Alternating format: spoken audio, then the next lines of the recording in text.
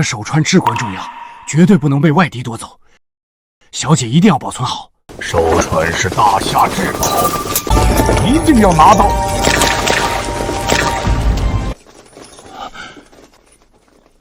小姐，我去引开他们，待会儿不论发生什么事，您都不能出来。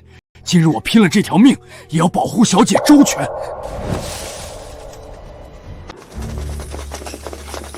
交出手串，饶你不死！想拿手串，先从我的尸体上踏过去！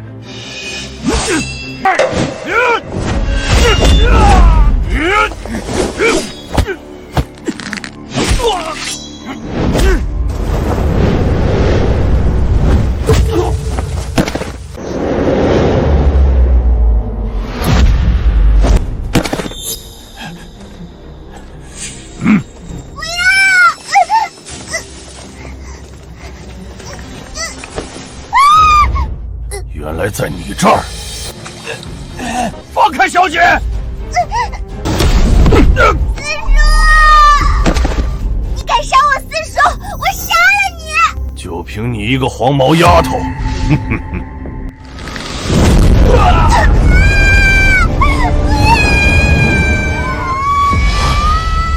不，小姐啊！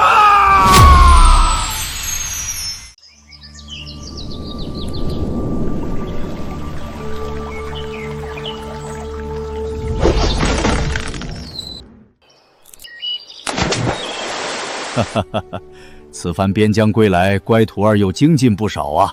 这招借力打力已在我之上。师父，如今你练成为师全部绝学，又镇守华夏10年，世间再无人是你的对手。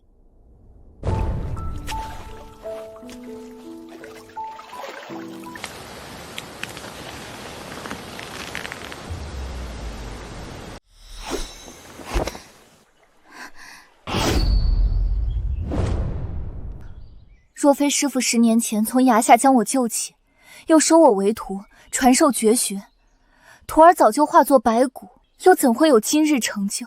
唉，为师本想留你在山中，可惜你尘缘未尽。我要回家。我宋家当年惨遭外族灭门，四叔也惨死在贼人刀下。如今外族入侵，乱我华夏，血海深仇，我怎能不报？为师明白，今日是你18岁生辰，这是为师给你准备的贺礼，也是你的出师礼。黑卡、倾城诀、逍遥丹。黑卡里有2万亿美金，随你支配；而逍遥丹可解世间百毒，此次下山凶险万千，你留着防身。当年救你的家仆如今还活着，就在江城的群英武馆。你下山后可去寻他，将倾城诀传给他，算是报答他当年的舍身相救之恩。四叔还活着，太好了！莫急，为师今日还要传给你一样最重要的东西。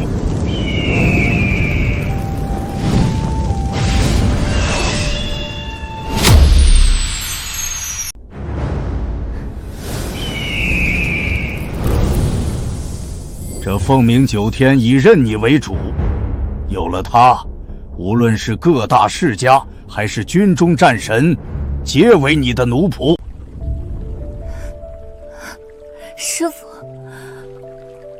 徒儿，为师走后，若华夏有难，希望你能出手相助。师父竟然飞升成仙了！徒儿一定不负师父所托。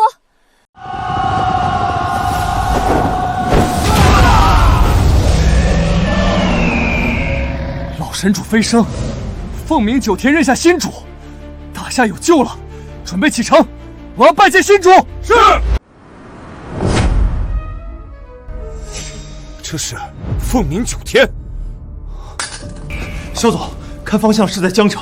华夏10年屈辱，终于等来新主出世，让江南王先行迎接，其他人随我，立刻去江城拜见主人。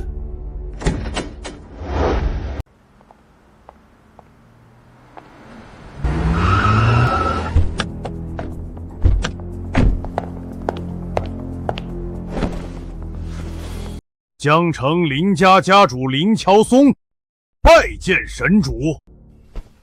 起来吧。神主，萧家主与青叶战神正在赶来拜见您的路上，还请您随我先去寒舍暂住。国难当头，除了我想找之人，没空见任何人。你们散了吧。是。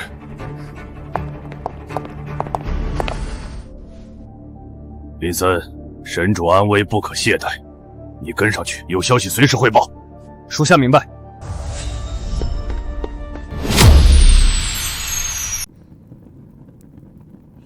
家主，胡四没用，没有照顾好小姐，也不能替您洗刷冤屈，为宋家伸冤。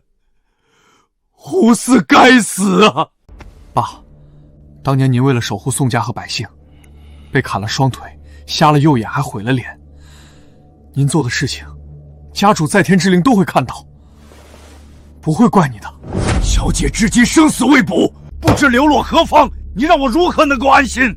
对了，上次派去找小姐的人，有什么消息传回来？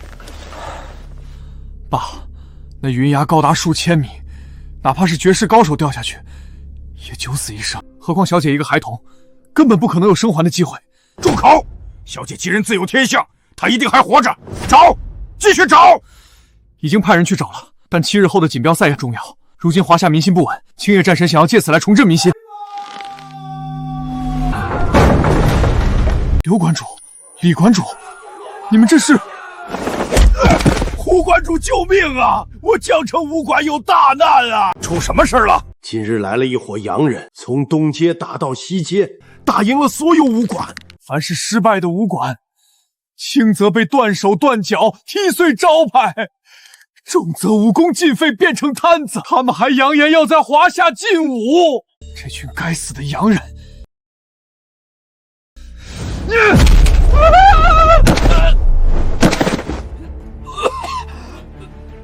师傅，不好了，洋人打上门了！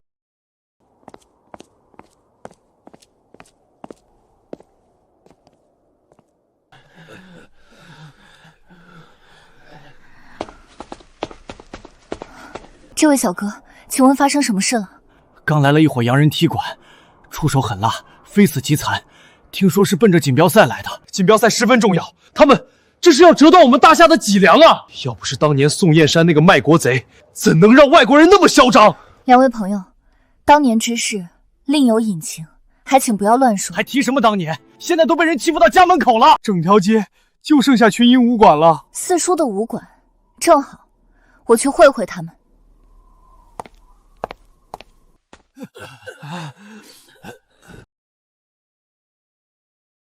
胡馆主，就是他们，自称是西洋武道大师，不讲道理就打人。听闻群英武馆高手辈出，我们特意前来讨教一二。出手狠辣，招招致命，这哪里是讨教，分明是故意挑衅。谁让华夏武学垃圾？要是有人能打得赢我身边这3位大师，我们自然会走。可若是打不赢，那就活该变成残废。你假借踢馆之名，打伤这么多的武学同道，到底想做什么？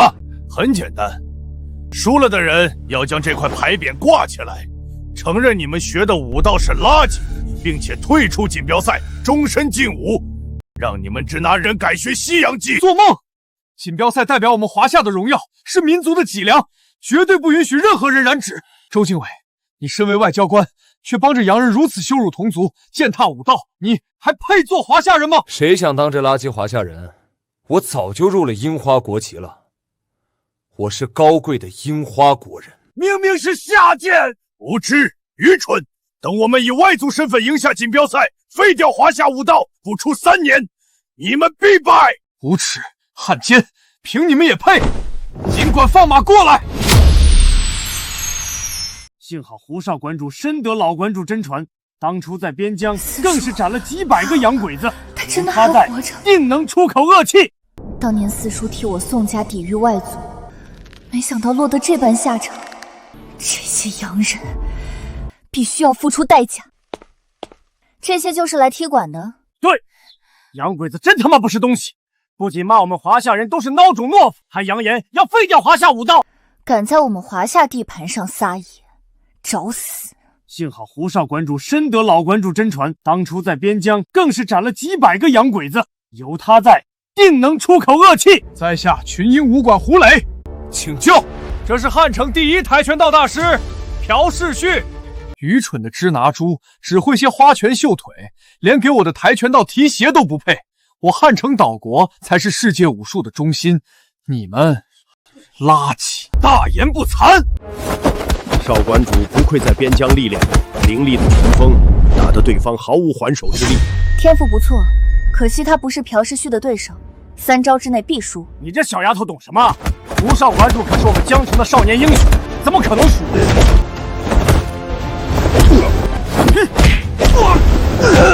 你只配舔我的鞋底。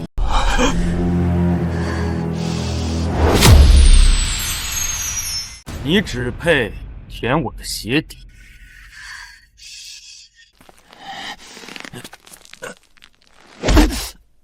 混蛋！比武向来都是点到即止，就算少馆主输了，也不能这么侮辱他。输的人就是废物，是我的奴隶。别说侮辱，就算我打死他又能如何？这洋鬼子就是在挑衅我们，是欺我华夏无人吗？太过分了！四叔来了。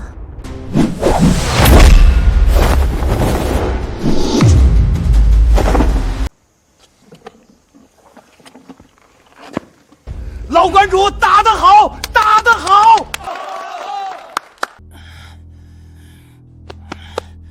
这朴世旭虽然厉害，但不是四叔的对手。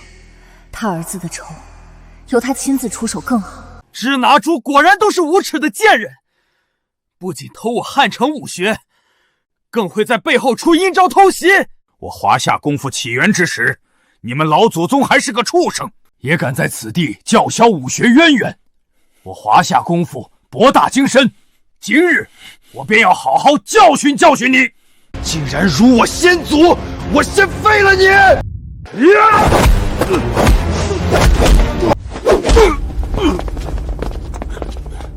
好，打得好！四叔果然老当益壮，不负当年英武。森田，上！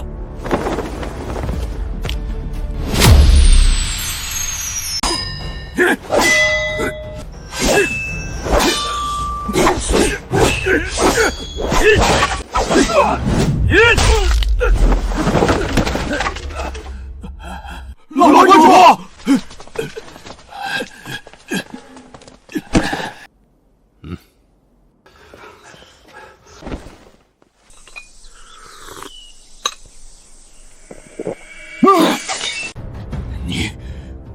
你在茶里下毒！多谢林少，江城所有武馆已全军覆没，之后的锦标赛必是林少的天下。不知道这入籍樱花国之事，放心，我们森田君肯定办妥。你这小子有点眼力劲儿，配给我樱花国当狗！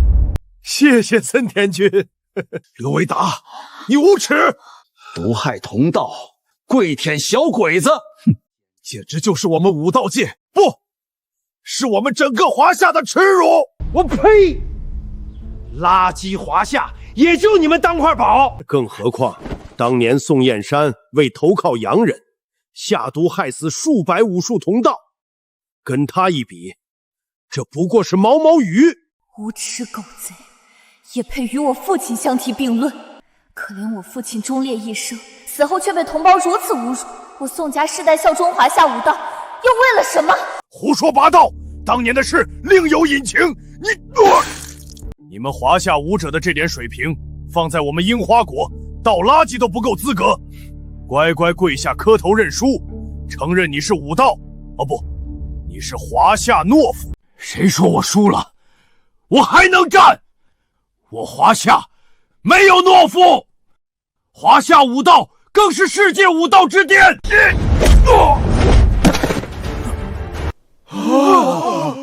哈哈哈！还说华夏不是垃圾？不只是武道，整个华夏种族都是垃圾，一群懦夫孬种。既然你们不敢应战，那就把匾挂上去，自废武功，滚出江城。我还可以。四叔，再跑快一点，快点！好，小姐放心，有四叔在，会一直守护着你的。大胆狗贼，找死！我泱泱大国，为什么会打不过这几个洋鬼子？哼，还不是怪宋燕山这个卖国贼！要不是他当年害死那么多年轻高手，导致我们现在人才凋零，我华夏武道何以沦落至此？说得对，听说他满门被灭，活该。我觉得还应该将他拖出来，8分鞭尸。对，8分鞭尸。当年宋家为国奋战，为武道争光，肋骨都折了7根，你们还有几人记得？如今被贼人稍稍挑拨，就将宋家人踩在脚底，肆意辱骂。华夏人若都像你们四叔这般拼命，真是不值。哈哈哈！华夏武者都是一群怂包啊，居然都没人敢上。好，好，好，卑劣的华夏，以后就是我樱花国的天下了。老东西，我这就来送你归西。你敢！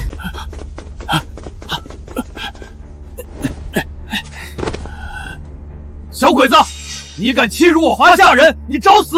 这3个不是我们江城出了名的废柴，整日不学无术，花天酒地。他们3人也不是武道学徒，手无缚鸡之力，上去干嘛？这不是送死？他们怎么可能是那家伙的对手？老关主，你休息，这等垃圾没资格辱我华夏，不自量力！花拳绣腿也敢来送死？小兄弟，你不是他的对手，快走吧！什么华夏武功天下第一，不过是一群垃圾。只有我大樱花帝国才是永恒主宰。今日是我学艺不精，非我华夏武学不行。要不要我帮你回忆一下，你的老祖宗当年是怎么跪在我们的大刀下，舔着脸求饶的？找死！小伙子，你也不是武馆的人，何必趟这趟浑水？再这样下去，你非死不可呀！国难当头，匹夫有责。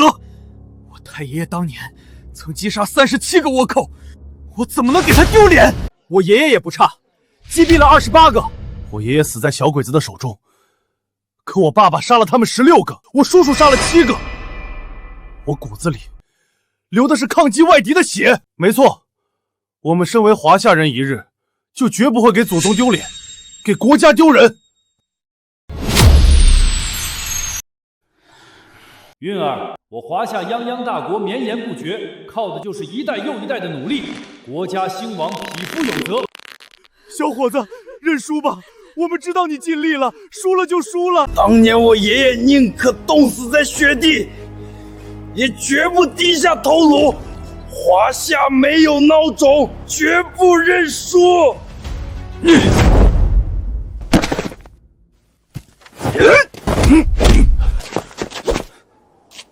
该死的支那猪，敢偷袭老子，有种的报上名来！我们是华夏人。好，今日我就要亲自打碎你们华夏人的骨头。你们这群贱骨头，再叫嚣，也只能证明你们是跌劣的物种，跌劣的民族。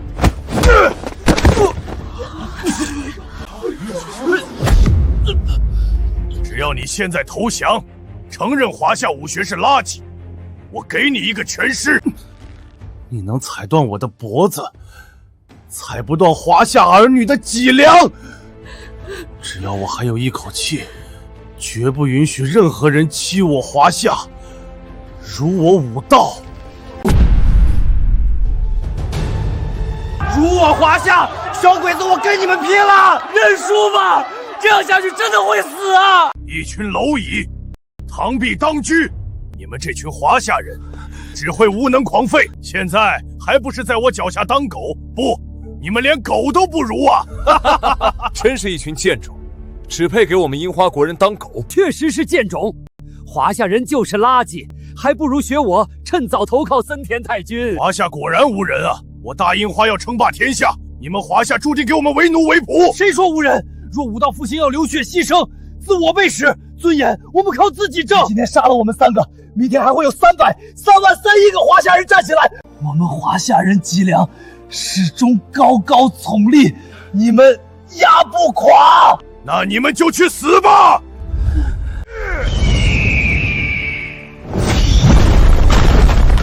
该死的人是你。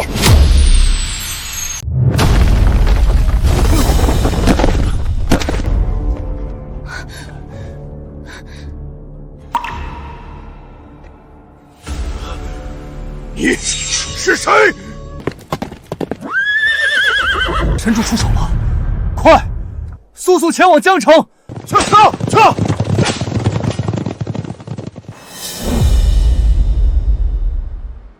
不好，神主震怒！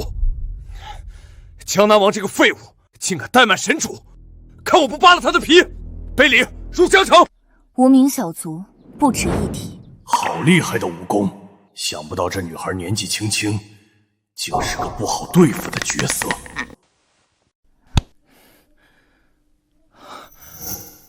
多谢姑娘救命之恩。无妨，这里交给我，你们去后面歇着。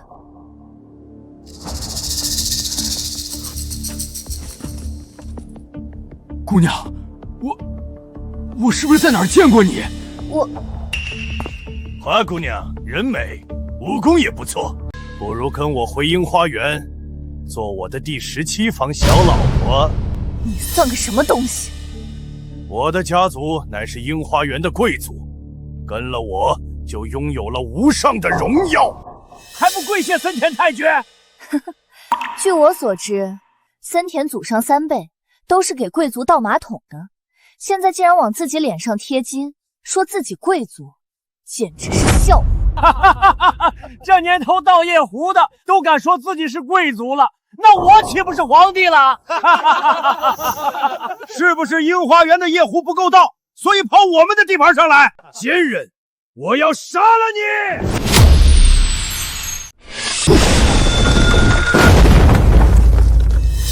想不到这小鬼子竟然这么厉害，刚才根本没发挥实力啊！森田君可是樱花园武术第一人，师承樱木大师。樱木大师，那不是当年打败我国第一高手宋燕山的小鬼子吗？这家伙竟然是他的徒弟，难怪那么厉害。原来是当年偷袭我父亲、窃取冠军的老秃驴樱木的徒弟。樱木算什么东西？我一只脚就能踩扁他。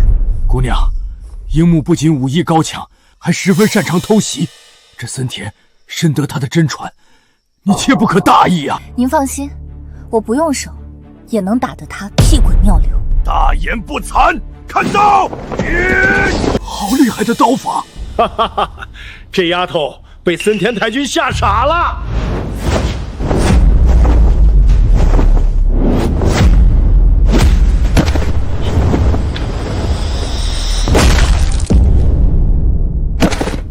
这一脚是还你刚才出手偷袭，这一脚是还你目中无人，出言羞辱我华夏，这是还你欺我同胞。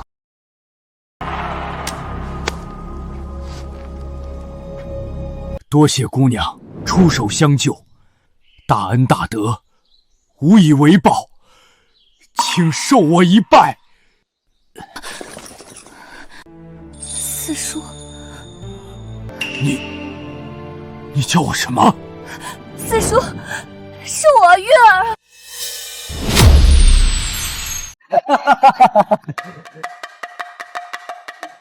月儿，真的是你！我以为我这辈子都没机会再看见你了，想不到你还活着。四叔，我来晚了，若无当年您的舍命相救，也不会今日的我。大恩大德，无以为报。不可不可！你怎么能给我磕头？你长得像夫人，武功又比老爷更上一层楼。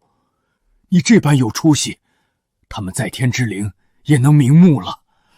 我就是死了，也能安心了。四叔，您千万别这么说，有我在，您不会有事，群英武馆也不会。这样下去不行，萨农，只能让你出马了。哼，李少放心，我一个手指头就能碾死他。怎么回事？地震了吗？不是周金毁带来的高手，他是婆罗国第一高手撒农，一拳能打死一头大象。传说中，凡是与他对打之人，3招内必死。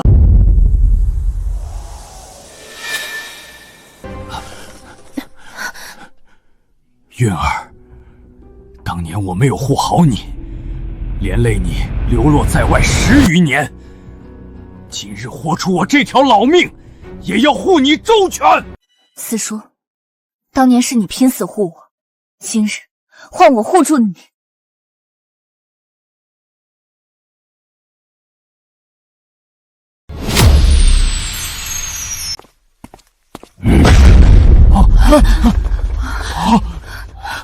韵儿，他的武功比森田厉害10倍，你不是他的对手，快回来！四叔，相信我。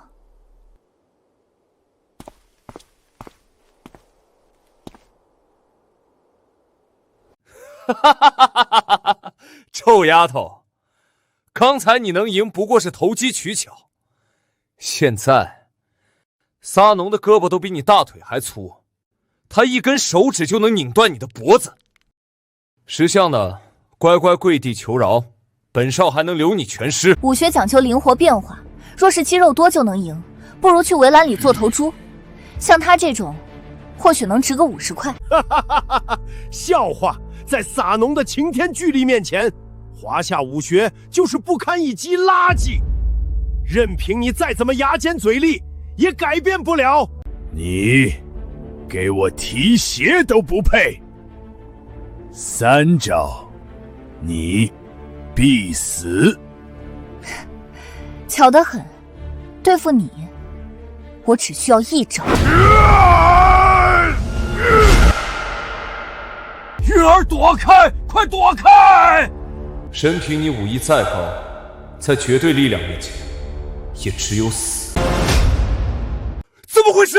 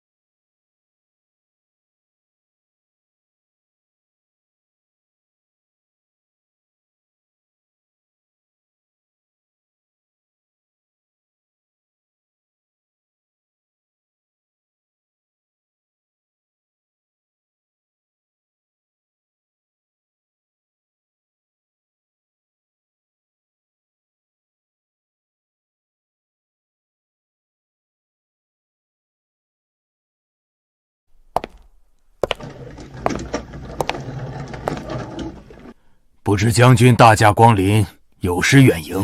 我接到消息说这里有人闹事。将军，你来的正好。这贱人废了森田君，还杀了撒松大师，今日必须要给我一个交代。就是你打伤了这2位国外人。没错，人是我打伤的，有问题找我，不要牵连无辜。杨将军，2位大师不远万里来到江城，与我华夏武道切磋，那是为了江城乃至整个华夏武学的发展做贡献。事关2国友好邦交，没想到竟被人如此羞辱。是你们先动手的。杨议员息怒，此事另有隐情，并不是周郡皇说的那样。我问你们，是你们先动手的？是我们先动手的。这些小鬼子不仅先欺负我们的，还要废掉华夏武道。这块牌匾就是这群洋人带来的。杨将军，这些人就是在胡言乱语，赶紧把他们抓起来，关进大牢。林少说的没错。来人！一群垃圾，还敢跟我林少作对，简直！把这些洋人都给我抓起来！王爷，神主在群英武馆出事了，请您速速前去。什么？哪个混账羔子敢得罪神主？快带我去！杨将军，你傻了呀？闹事的是他们侮辱杨大人啊！本将军做事还需要你来指定。姑娘，身手不错。你很不错。怀古虽是一介莽夫，却也知道何为对错，何为家国。姓杨的，我劝你慎重。森田君和撒农大师都是享誉国际的武学大家，这丫头敢打伤他们，那可是要上升到国际外交的大事。比武哪有不受伤的？自己学艺不精，还敢抱我？算了，只要你们肯磕头认错，我就大事化小，小事化了。否则，你们都要掉脑袋。哦，你确定？你好大的胆子！愚蠢的支主人！如果你们敢乱动，我就切腹自尽，让你们华夏背上侮辱友邦的骂名。不行，这骂名我们背不起。一群懦夫！既然你们背不起，那就跪下，承认华夏武道是垃圾。好，既然你想死，那我就成全你。森田太君，杨怀古，你敢杀樱花大师，你这辈子到头了！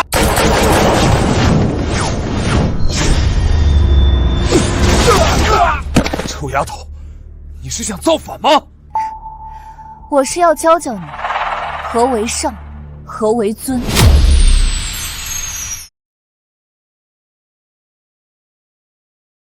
你身为江城外交官，本应以唇舌为鉴，维护国家尊严，守护华夏同胞，你却尸位素餐，敌我不分，对欺辱同胞的外地殷勤谄媚，一味打压自己人，这样的德行根本不配做一个议员。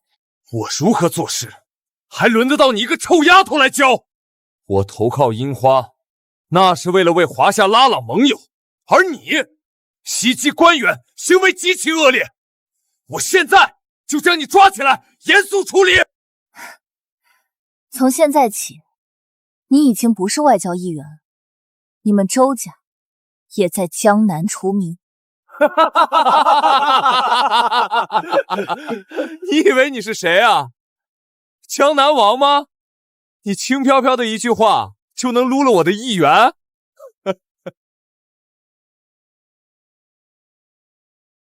你可知各州的外交议员都是由京都直接钦点的，在各州一人之下，万人之上。林少更是江南王心腹，你一个黄毛丫头想将他撤职，做你的春秋大梦。江南王，江南王就是江城之主，是我们华江以南一带的至尊，地位仅次于京都王，所以便有了江南王之名。我当是谁？江南王纵容属下耀武扬威，欺压百姓，实在欠教训。这姑娘是疯了吗？她竟然说要教训江南王！江南王不仅地位尊崇，更是手握重兵，就算他武功绝顶，王爷杀他也如碾死一只蚂蚁般简单。我深得江南王器重，如今你这贱人竟然在此地大放厥词，简直找死！韵儿，江南王位高权重，心狠手辣，你不可放肆啊！姑娘，我知道你是想救我，一人做事一人当，我杀了森田，我愿意承担罪责。杨怀国，你以为你逃得脱？你滥杀樱花大师，蓄意毁坏两国邦交，若导致国战再起，大夏被樱花吞并，无数百姓流血而亡，你杨怀国万死难救。这周金华好恶毒，杀人还要诛心。樱花与我们大夏乃是死仇，如此折辱，是要让杨怀古背上千古骂名。何止杨怀古，这是要让我们整个大夏颜面尽失。周经纬，你不是江南王，你没资格定我的罪。我乃江南王心腹，我要是没资格，整座江城的人都没资格。哼，看来你是想让这里的人全都陪你一起死了。依我看，他就是……你放屁！我杨怀古一生为国为民，何曾有私心？为国为民，那你怎么不去死啊？你就是想制造两国矛盾，让华夏百姓遭受苦难。你不会以为江南王会放过你吧？别忘了，当街杀人的是你。杀人偿命，规矩道理。告诉王爷一声，我今天先走一步。慢着！死之前，别忘了跪在森田君的刀前，学3声狗叫。你什么你？你想让大家陪你一起死吗？你想让大夏百姓流血吗？好，我跪。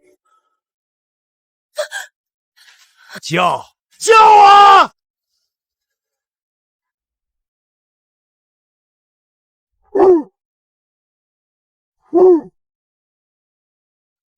哈哈哈哈哈哈！看见了吗？这就是中国人，这就是你们的英雄，一个只配在樱花面前学狗叫的废物。杨怀古，自刎谢罪啊！我杨怀古对不起各位父老乡亲了。住手！没我的旨意，你不准死。玉儿，你快回来，不要触怒江南王啊！姑娘，我烂命一条，不值得你用命搭救。四叔、杨兄，不用担心，那江南王不过是给我提鞋的小弟而已。本想大发慈悲，饶你一命，没想到你自己愚蠢，竟敢辱江南王。现在天王老子来了，你都要死。玉儿，江南王有10万铁骑，不可玩笑。四叔，我叫他往东，他绝不敢往西。不信，我现在就打电话叫他来。5分钟，马上到群英武馆。快去武馆！还在嘴硬？江南王是华江以南的核心泰斗，他怎么可能会听你的命令？他打个喷嚏，整个华江都要震一震。信不信？他不仅不会砍我，还得跪着见我。我呸！你这个贱人，好大的胆子！要是江南王能跪着见你，我给你磕头谢罪；若是没有，江南王一怒，伏尸千里，流血不止。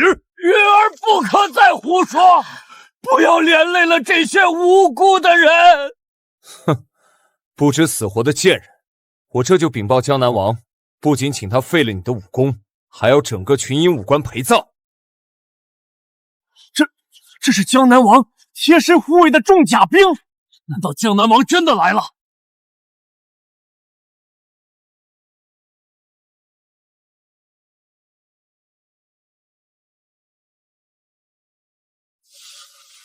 参见江南王！新神主已到江城，你们吵吵闹闹，成何体统？王爷，您来的正好，属下正好一事禀报。有个群英武馆的臭丫头，仗着会些拳脚功夫，嚣张狂妄，残杀咱们的外国友人，手段残忍，简直令人发指。新神主即将驾临武馆，要是让他看到这个场面，责怪我管理无方，我万死难辞参就。哼，我掌管江城几10年，还没见过如此狂妄之人。人在哪儿？叫过来我瞧瞧。不，他们都是胡说八道，不是他做的，人是我杀的，要杀要剐都冲着我来！王爷，是周建王他们几个仗着外国人的身份，在我华夏地盘耀武扬威，残害我江城武道数十人，还屡次辱骂国人。我们是逼不得已才反抗的。放肆！这里什么时候有你说话的份儿？王爷，明明是那贱人横行霸道，胡作非为。不仅如此，他对王爷您出言不逊，扬言您来了也得向他低头下跪。好啊，本王还从未遭受如此奇耻大辱，我倒是要看看究竟是何方神圣，敢让本江南王低头。王爷，是我杀了森田，一切罪责我一个人担着，不要连累他人。杨怀虎，你可知在我的地盘上杀人要付出什么代价？我杨怀古但求一死。你既然知道规矩，那就别怪我了。江南王，你小子好大的威风！玉儿，谁允许你在这里撒野的？王爷，就是这个贱人，满嘴喷粪，王爷可不要让他死得太轻松了。凭你的罪行，足以千刀万剐。王爷息怒，我这就砍下贱人的头颅献给您。你说，要砍他的头颅献给我？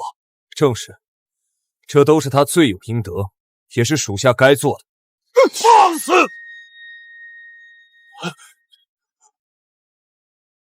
拜见小姐。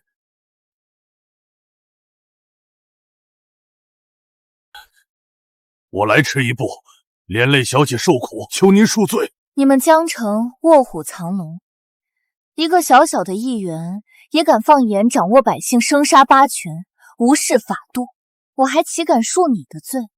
你说是不是啊，王爷？小姐您说笑了，我辖区向来律法严明，绝不允许有人为非作歹，仗势欺人。周敬和，你勾结外贼，欺辱百姓，今日本王一律罢免你的官务。来人，给我拖下去重打40鞭，交由慎刑司严加拷问。王爷饶命啊！是我一时鬼迷心窍，我再也不敢了。王爷，王爷，王爷！无视我大夏律法，草菅人命，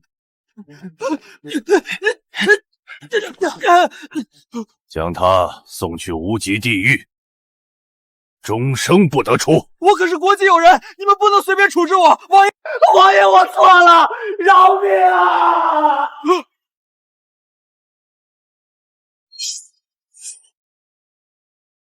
胡关主，我错了，是我鬼迷心窍，我也是被周金渊胁迫，迫不得已才这么做的。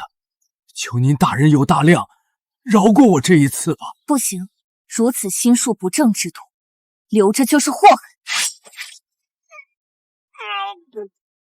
今日我便杀了你，为民除害。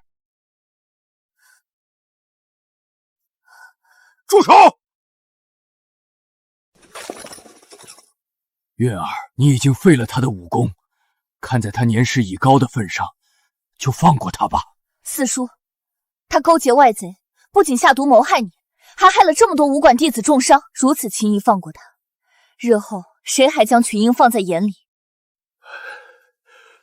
我愿意拿出10万块，作为这些弟子们的补偿，只求胡馆主念在我们相识几十年的情分上，饶过我这一把老骨头。你当我们稀罕你这点钱？小姐，我记得群英武馆一直申请扩充地面，刘氏武馆与群英比邻而居，我看不如让他将那块地送给群英，以作补偿。王爷，那可是我们刘家祖传的。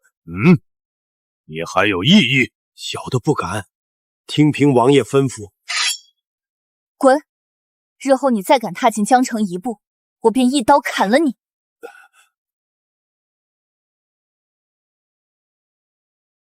我当是谁有如此高强的武功？原来是当年的宋家余孽。今日之耻，我定要你们100倍偿还。小姐，那江南王对你似乎很畏惧。当年救我的师傅有点身份，所以他才会如此。对了，四叔，你身上的伤……当年你掉下山崖后，我被东瀛人带走，囚禁了大半年，身上的伤都是拜他们所赐。后来我趁机逃跑，回到江城老家，开办了这个武馆。四叔不比当年，如今是个废人了。不，四叔，你不是，我一定会给你报仇，给父母报仇。说到这个，小姐，你母亲可能还活着。四叔，你说的真的吗？你见到我母亲了？唉，此事说来话长。近些年，东瀛人不断来华，举办各种武道比赛。我发现不少高手在拿到比赛冠军后，都会去樱花国进行武术交流。偏偏那些人去了之后，再也没回来。虽然官方说法是他们抛弃国籍，入了樱花国，但我总觉得不对劲。在我再三追查下，总算在京都祭坛山发现线索。我曾乔装改拜进山，听到守卫提及祭坛山里还囚禁一名重犯，是当年宋家女主人。后来我又想到10年前，有几个东瀛人曾经常出入宋家，之后不久就发生比赛选手中毒事件，因毒药是宋家秘药乾楼草，宋家便被打上卖国贼的标签。这么说，当年宋家被害一案是东瀛人做的，可他们为什么要这么做？宋家全族被灭，您的亲人只剩倾城钱氏一族，如今钱家的现任家主就是您的姨妈钱若雨，或许她能知道什么。看来我得去一趟青城山。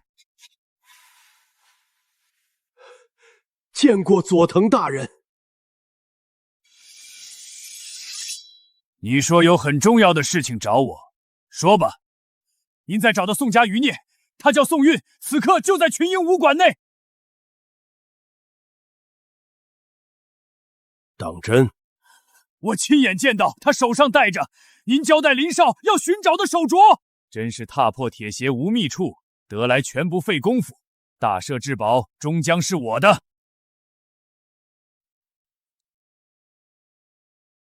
江南王飞鸽传书，金神主已经不在江城，正在往青城山去。既如此，那我们可要先一步赶往青城山，等候神主驾到。周副将，你先去青城山钱家，替神主安排。是，属下遵命。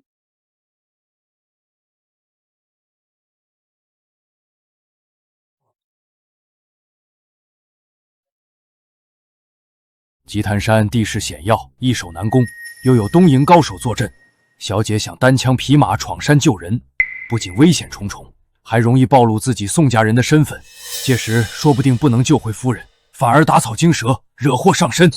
但今年武道锦标赛的冠军赛需进入吉坛山闯关，只要小姐能进入决赛，就可以名正言顺进山，趁机救回夫人。四叔考虑的没错，本次竞标赛事关国运，确实需要谨慎对待。我需要一个假的身份。当年宋家出事，钱氏也遭受牵连，幸而你姨妈修炼凝心诀，功力大成，一举成为大夏高手榜排名第3的高手，这才让钱氏重新崛起。师父曾说，凝心诀是仅次于青城诀的武功，姨妈未满40就能登顶高手榜，实力的确非凡。血脉亲缘是最不能割舍的，我相信只要今日我们诚心祈求，再加上江南王也去信钱家，相信钱夫人会给我们敲见信的。哼，这胡明祥不过是宋家的家仆，何时攀上了孙卫江南王？劳动他亲自写信，要求我们大开方便，给他推荐信。据传今年比赛冠军有机会被青叶战神收为弟子，宋运定是想借机傍上战神，简直做梦。那江南王若怪罪，我们该如何？胡明祥不过一个奴才，怎么可能跟江南王有多深的交情？而且你爷爷已去迎接战神前来，我钱家马上要有青叶战神这个大靠山，还怕他一个区区江南王？退1万步说，就算江南王真与他交情陪审，难道还能为了他得罪青叶战神不成？母亲说的极是。一会儿胡明祥来了，你不用对他们客气。当年钱若云仗着自己天赋高，又嫁给华夏第一武道高手宋燕山，处处压我一头，这口气我忍了20年，今日定要10倍讨回来。母亲放心，我晓得如何做。在下群英武馆胡明祥，今日特来求见钱夫人。我钱家是什么地方？什么路边的野狗都敢往里闯，想死吗？你骂谁是狗呢？这是你姨母的独子，若惹了她，必然会得罪钱夫人。表少爷，我原本是宋家家仆，这位是我家小姐宋韵，也是您的亲表妹。我当是谁？原来是宋家的狗啊！既然是狗，见到主子先叫2声来听听。再满嘴喷粪，信不信我打得你满地找牙？表少爷，我们好歹也是亲戚一场，您一再如此无礼，也不怕钱夫人怪罪吗？呸！宋家可是卖国狗贼，是华夏武道之耻，而我母亲乃堂堂华夏第3高手，我钱家更是倾城武道世家之首。你们这种垃圾也配跟我们攀关系？我看你是讨打！贱人好大的口气，想打架是吗？我知道你们今天来是想从我母亲手里拿到推荐信，要信可以，只要你能打赢我的手下，顺利的到达前厅，我然可以把信给你。小姐，你得养精蓄锐，为比赛做准备。让我来。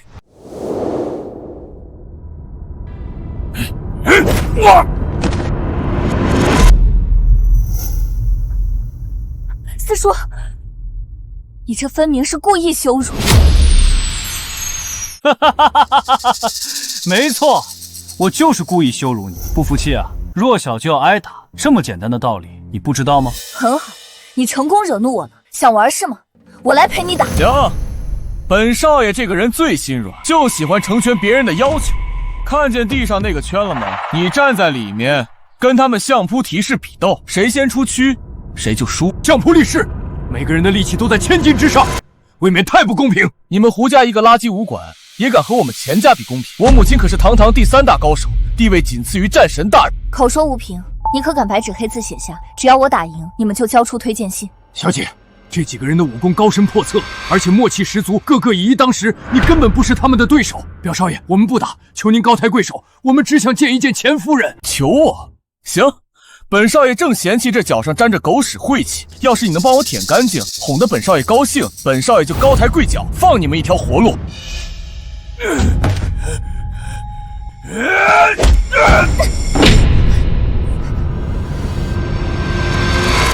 四叔，不必求他，今日我必打得他们满地爪牙。臭丫头，我可告诉你，一旦上了这个擂台，生死各安天命。听说前几个月中东那边小国叛乱，有一国酋长聘请这几位力士，直接干掉对方一支1000人特种兵队呢。是啊，这姑娘如此瘦弱，怕不是连力士的一根手指都接不住，不说摔成泥，也得粉身碎骨。不行，小姐，你快回来，我们再另外想办法。几个小喽啰而已，就算是钱若愚本人来了，我也不放在眼里。这人的脑子是被驴踢了吗？钱夫人可是第3大高手，动动手指就能捏死他。别说我欺负你们，你们几个一起上。疯了，居然敢用一只手对抗2位力士，怕是不知道死是怎么写的。一只手，你们误会了，是一根手指。好大的胆子！今日我便教教你死字怎么写，给我上！小姐，你不能冲动，留得青山在，不愁没柴烧。我们快走！你敢不敢再跟我打个赌？赌什么？我若能在1招内打败这些人，你不仅要将切剑信双手奉上，还要跪下向四叔道歉。1招？就凭你？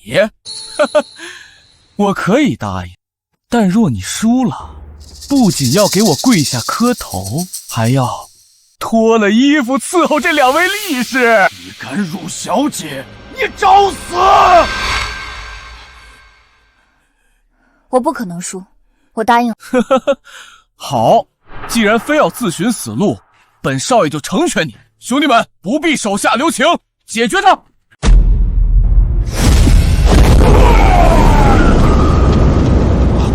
这丫头有鬼，一起上！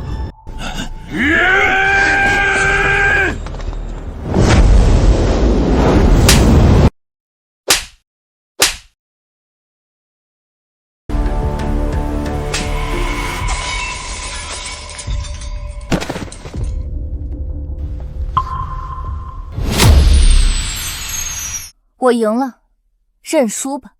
认输？我呸！你杀了我手下这么多人，还想要推荐信？我给你阎王信！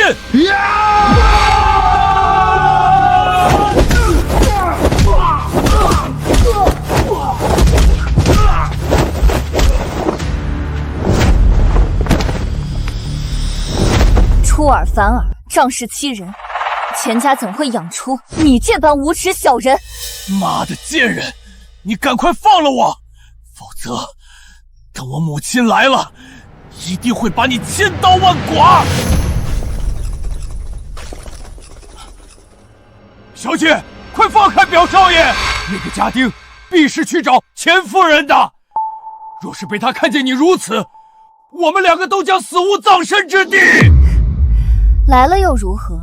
我从未将他放在眼里。哼，好大的口气！莫不是仗着自己认识江南王，就以为能在钱家横行霸道了？那你的算盘就打错了。我母亲最痛恨的就是你这种狐假虎威之人，你敢在她面前嚣张，她定不会对你手软。小姐，此地不宜久留，我们还是先走为上。求见信的事儿，再另想办法。敢在我钱家闹事！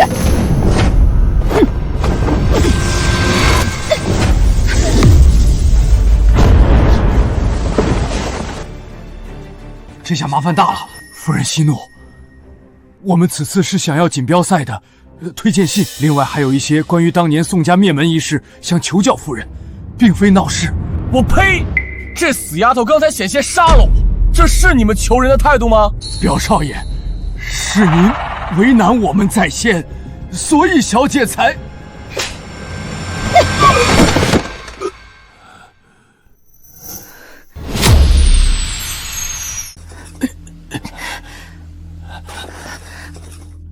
钱夫人，我们此次是为推荐信而来，并非有意挑事。你是个什么东西？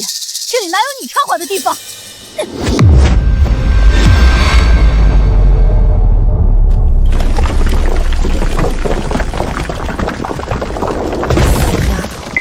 年纪轻轻，竟然就有如此功力。我本以为你与我母亲一母同胞，大家都是一家人。我们钱家乃倾城武道之首，威名赫赫。你一个卖国贼的女儿，怎配与我们做一家人？我没有将你打死送交法办，已经是仁至义尽。钱夫人，就算你不念在亲戚一场的份上，也要给江南王3分颜面。我们小姐与江南王可是交情匪浅。江南王算什么东西？我钱家的靠山可是青叶战神，江南王在战神面前连提鞋都不够资格。这么说，你是执意不肯帮忙了？当年宋燕山通敌卖国，害死我华夏武道大半青年才俊，最后竟只落得一个枪毙的下场。多少人愤愤不平，幸而苍天有眼，一道天雷劈中宋家老宅，烧死你们这些走狗余孽！我不知多拍手称好。你再说一遍。我更不会告诉你们任何与当年有关的消息。既然如此，那我们就拳脚上见真章。我没听错吧？他竟敢挑战华夏第3高手！哈哈，见过找死的，还没见这般找死的。他跟钱夫人的差距，就好比门口的土堆跟珠穆朗玛峰啊！钱夫人跺跺脚就能够使风云变色，山河震动，怕是待会儿一拳就能将这个丫头挫骨扬灰。你以为自己会点3脚猫的功夫就能挑战我母亲了？就算再让你练300年，你都比不上我母亲的一根手指，傻逼！哼，要你死还用不着我出手，与你动手那是侮辱我的身份，更让人嘲笑我以大欺小。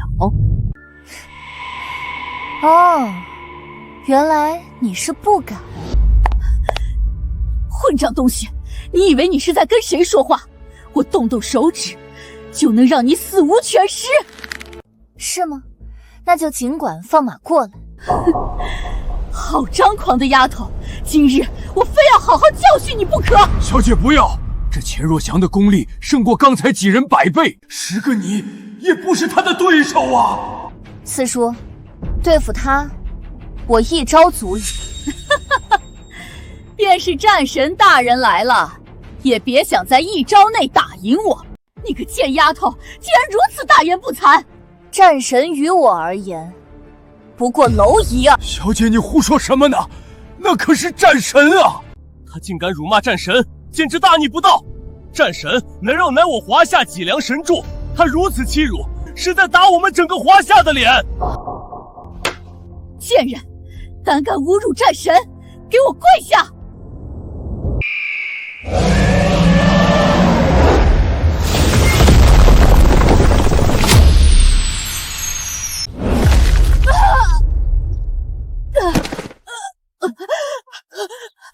你敢动我，以下犯上，乃是死罪。动了，又如何？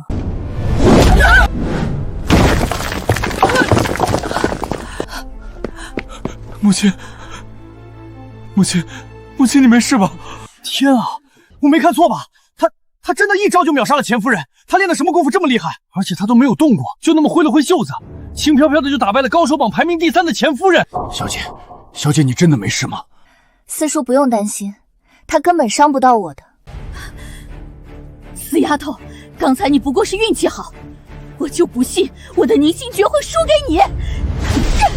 看在我母亲的份上，我才对钱氏一族再三容忍，可你们却变本加厉，让人无法再忍。呸！钱若云那贱人早就被逐过钱家，她根本不配姓钱。你这个孽种，更加不配站在我钱家的地上，羞辱我母亲，找死！我跟你拼了！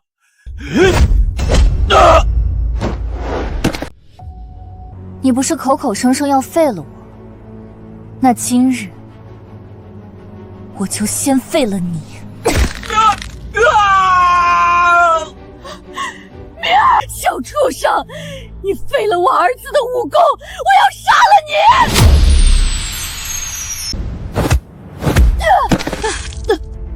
你！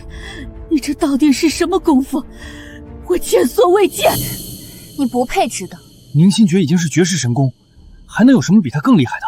莫非是国外武学？好啊，你这个贱人，竟然学着宋燕山那狗贼，勾结倭寇，这一定是樱花国的功夫。竟然用樱花国的功夫残害自己亲人同胞，宋家余孽果然该死！该死的卖国贼，就该被挫骨扬灰，八坟鞭尸！胡说！我们小姐不是卖国贼，我们宋家更不是。那他为什么年纪轻轻，武功就这么厉害？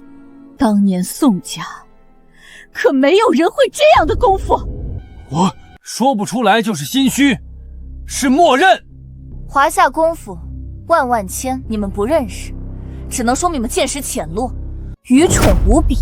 你不用再狡辩了，你们宋家骨子里就流着卖国贼的血。今日我不幸中了你的暗算，可我华夏武人成千上万，绝不允许一个卖国贼在我华夏的土地上耀武扬威。小姐小心！贵客即将驾临，你们在胡闹什么？父亲，你可回来了！你要为我做主啊！明儿的腿被废了！什么？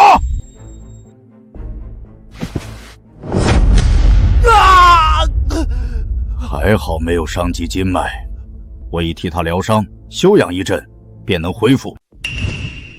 哪个混账东西，是吃了雄心豹子胆吗？敢在我钱家地盘上撒野！人呢？父亲，就是他废了明儿的腿，还打伤了我。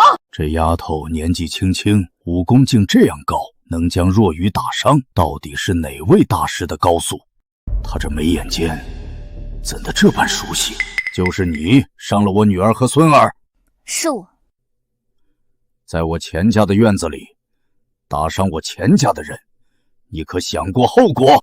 钱明仗着钱家的身份狐假虎威，肆意羞辱我四叔，比武输了又耍诈不肯认。我打他是替你们钱家清理门户。你胡说八道！父亲，这死丫头是樱花国的奸细，故意来我们钱家找茬，你千万不可信她，快杀了她！你才是胡说！钱老、荣炳，我乃宋家旧仆胡明祥。这位根本不是什么间谍，她是我家的大小姐，也是您的大女儿钱若云的独女，你的亲外孙女啊！什么？你是韵儿？想不到你已经长这么大了，像，的确是跟你母亲很像。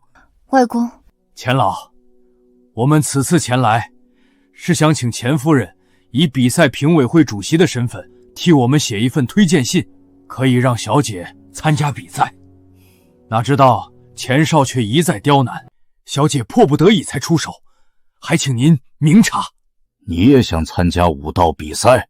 是的，想必江南王在信中已经向您道出原委，还望您看在一家人的份上，替我们小姐写一份推荐信。想拿推荐信，简直做梦！可钱老刚才……哼，一个宋家余孽能活在世上，已经是宋家几辈修来的福气。如今竟还妄图沾染武道，做你们的春秋大梦。父亲，我要是为他写了推荐信，岂不是让世人都误以为我们和宋家还有勾结？这不是往我们钱家头上泼脏水吗？是啊，爷爷，当年我们钱家被宋家连累，遭受世人多少白眼，母亲几经辛苦，才有了钱家今日的地位。难道要为了这个臭丫头，全都付之一炬吗？明儿说的对，而且这死丫头贼性不改，不知从哪儿学了一身歪门邪道的功夫。这要是再让她去参加比赛，那我们华夏的武道可全都毁了。你们这是污蔑！我们宋家清清白白，从来没有做过对不起华夏的事儿。你有见过小偷说自己是贼的吗？你够了！推荐信不能给你。就因为我是宋家人。武道比赛举办的初衷是为了选拔华夏的青年人才，历届比赛前3名不是去国外接受更高水平武术指导，就是进入军中，在青叶战神麾下历练。更有限者得到战神青眼，被战神选为弟子，亲自教授。宋家是华夏之耻，你身为后人，这其中无论哪一条路都不适合你。我虽是你的外祖父，可也不能徇私枉法，为你开了这个先例。其实你是害怕我去参赛，赢了你的好孙子，让他得不到冠军，没办法成为战神徒弟，为你钱家光宗耀祖吧。我承认你的武功不错，在年轻一辈中算是翘楚。可军中不比寻常地方，那是华夏边防最重要的护卫线，对国忠诚远远比武功修炼更加重要。说来说去，你还是想维护你自己的孙子罢了。就凭他那点本事，就算去了，也是白白送死。宋韵，你自己不能参加，就污蔑我家明儿，实在是卑鄙无耻。我告诉你，父亲选我明儿是明智之举，他可是我们钱家100年来唯一一个学会左右手护国术的人，冠军早就是他的囊中之物。当初我已经将你母亲逐入钱氏家族，你如今姓宋不姓钱，就算让你去了，也不能替我钱氏扬名立山。何况明儿还是我钱氏最具天赋之人，来日定能将我钱氏发扬光大。左右护国术，你们说的是这个吗？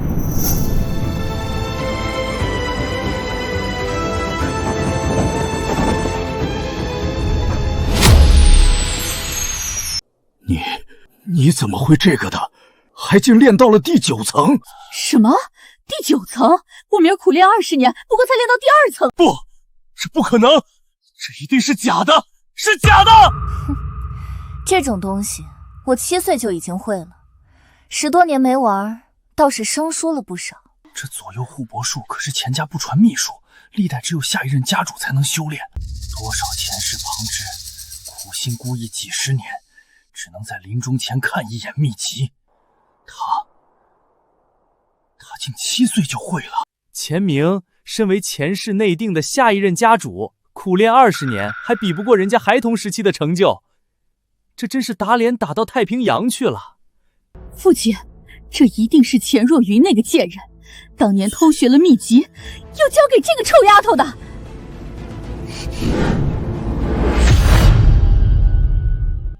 你再敢满嘴喷粪，对我母亲不敬，我便先送你去见阎王。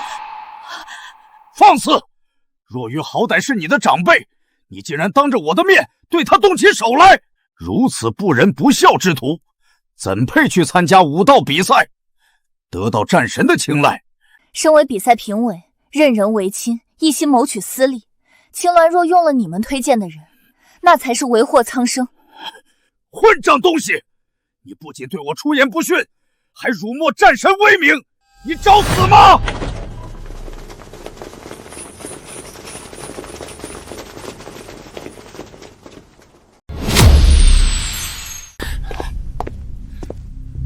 哪来的王八羔子，你敢擅闯我前世大门？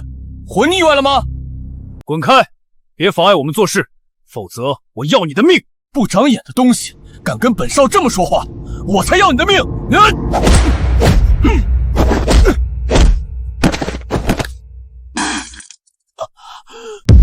你竟敢打我儿子，拿命来！若云不可！四叔可是看出什么了？这些人虽然黑衣蒙面，但武功套路像极了当年闯入宋家的那伙东瀛人。我也看出来了，看来这些人是冲着我来的。怕是他们已经猜出你的身份，所以才想对你动手。偏偏钱明硬是撞了上去，倒替你解了围。哼，自作孽不可活。按理说钱夫人的功力远在他们之上，但她如今身受重伤，怕是抵挡不了多久。钱家的生死与我们无关，四叔只管看戏就好。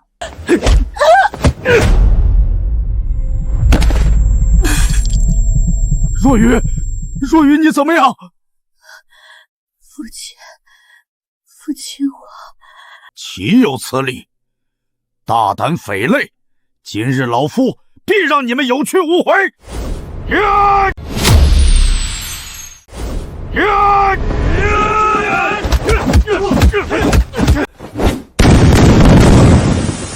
有种的光明正大与老夫打过，用这种不入流的手段，算什么英雄好汉？我们不做英雄好汉，我们只要你的命！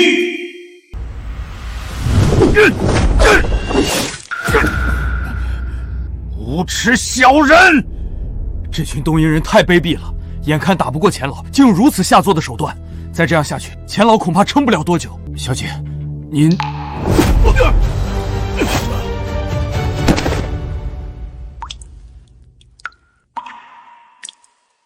混蛋！有本事别躲在暗处偷袭，出来！出来啊！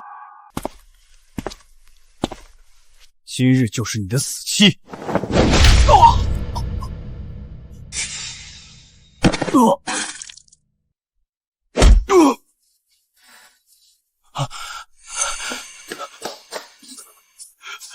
爷爷，你怎么样了？爷爷，明儿，华夏武道都是垃圾，去死吧！想在华夏地盘上撒野，得先问过我。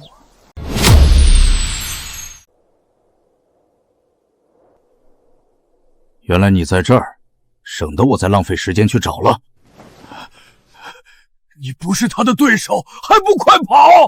呵呵，想跑可没那么容易，给我射！杀！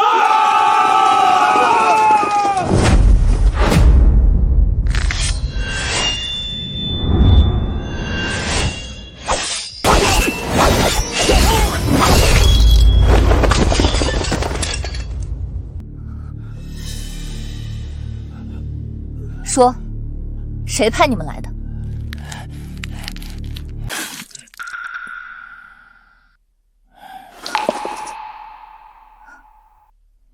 无胆鼠辈，他们是死士，完不成任务，就算回去也会被折磨死，左右都是死，索性自杀。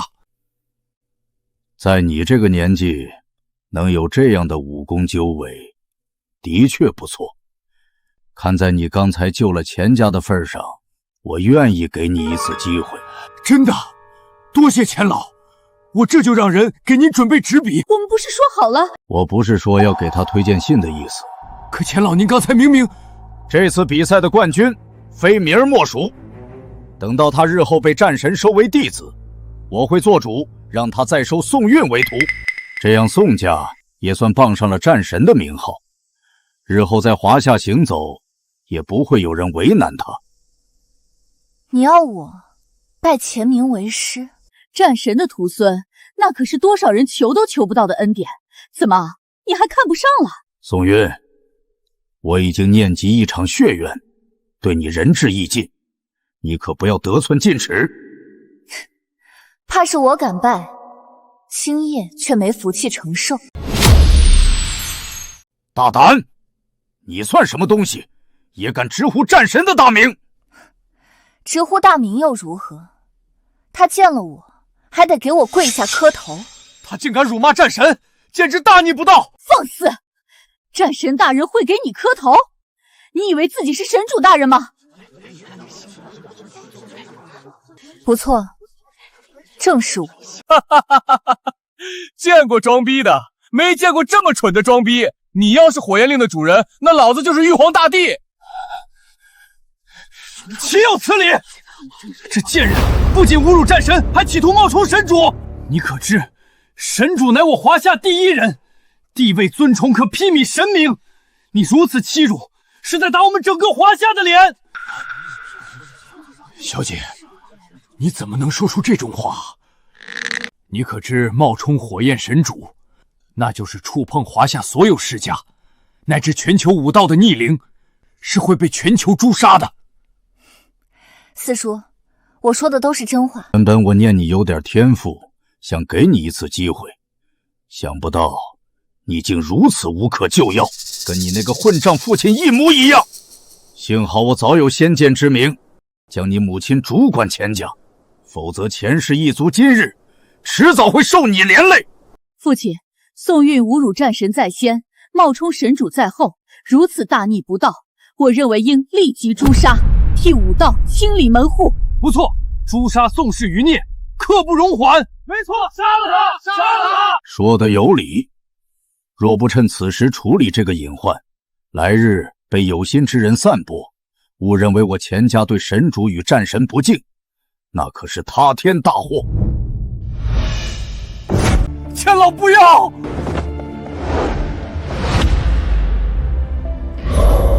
住手！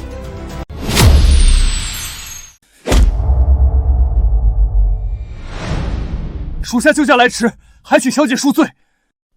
起来吧。装模作样，还真以为自己是什么大人物了？放肆！竟敢对我们小姐不敬！我看你是活腻了。你这个混账东西，敢对本少爷动手！竟在我钱家的地盘如此放肆！今日我不教训你，你就不知天高地厚。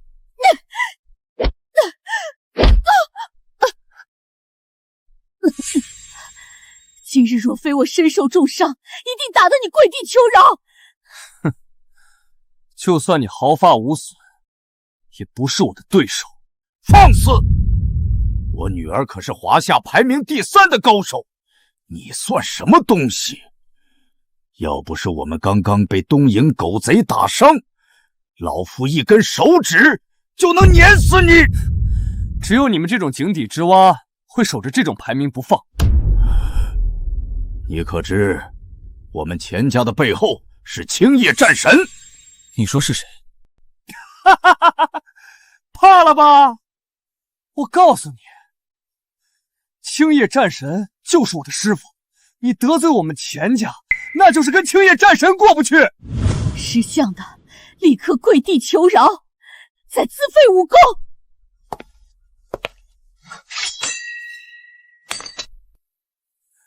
谁给你们钱家的胆子，敢威胁我？青叶战神权势滔天，一人之下，万人之上，仅仅让你以死谢罪，已经是心慈手软。狐假虎威，仗势欺人，你们这种品德根本不配做武道世家。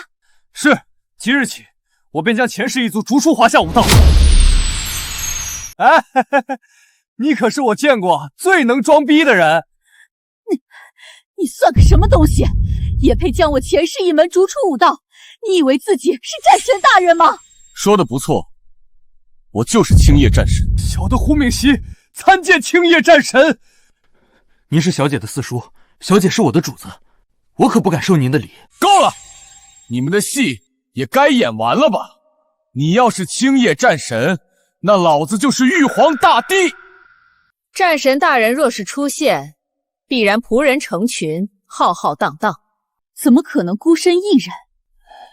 周副将就在我前家，若是战神大人真的来了，他不可能不陪同左右。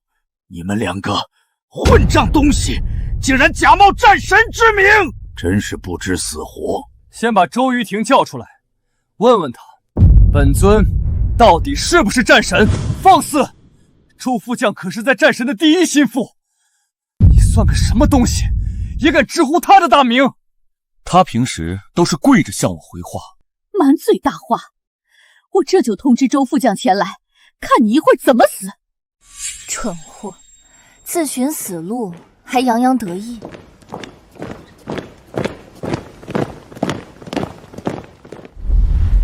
参见周副将。青叶战神已先一步拜见神主，稍后就到。刚才我爷爷仁慈，还想给你们留一个全尸。现在周副将驾到，你们两个的下场只会比死无全尸还要惨烈数百倍。是吗？不知死活的臭丫头，马上我就要你知道厉害。周副将，宋家余孽闯入我钱氏门下，伙同一个小瘪三伪装战神大人，我们正要处置。宋家通敌叛国，人人得而诛之。如此恶徒，竟还打着战神的旗号招摇撞骗，简直岂有此理！今日我非亲手剁了他不可。哪里能劳烦周副将亲自动手？小的这就替您清理掉。宋月，你几次三番侮辱战神名讳，今日我便替他老人家诛灭你这孽障，受死吧！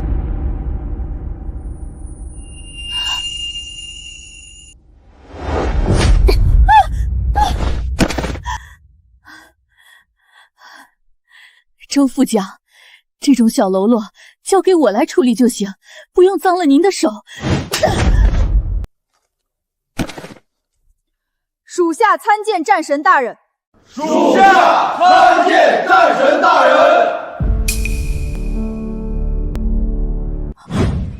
这不可能，他怎么可能是尊贵无比的战神？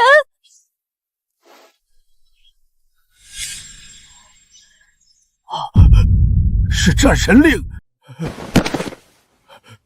他真的是青城山钱氏家主钱凤涛，拜见青叶战神。小的有眼无珠，不知战神大人大驾光临，还请您恕罪。刚才你们不是口口声声要让我死无葬身之地吗？战神饶命！我们刚才并不知战神身份，并非存心冒犯，请战神念及我钱家世代忠心武道，网开一面。战神大人，这个臭丫头不止侮辱您，还说您就是她的奴仆，还要让您跪着服侍。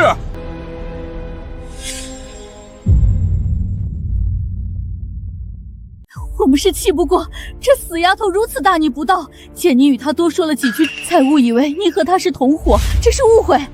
战神大人明鉴，我们钱家所做的一切，都是为了维护战神您呀！你们怎么能如此颠倒黑白？你们自己得罪战神，不想受死，就将脏水泼到我家小姐身上，如此卑劣，怎配做武道世家？踩着血亲的尸骨去谄媚讨好，不止不配习武，连做人都不配。我说的都是实情，在场这么多人都是人证，还请战神大人明察。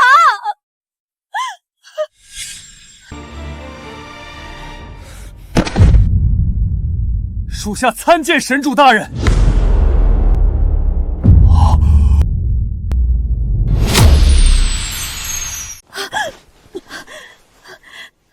求神主大人饶我们一命，我们可是骨肉相连的血亲啊！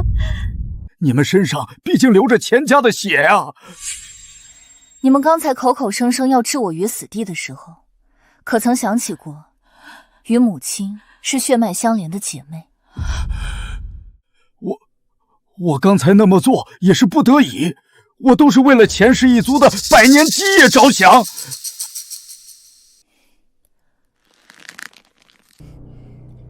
在我生死存亡之际，是四叔不惜性命尊严，苦苦哀求为我求情，而你们，我骨肉相连的至亲，污蔑我双亲，踩着我的尸骨去卖好。钱氏一族对神主忤逆不敬，即日起自武道世家除名。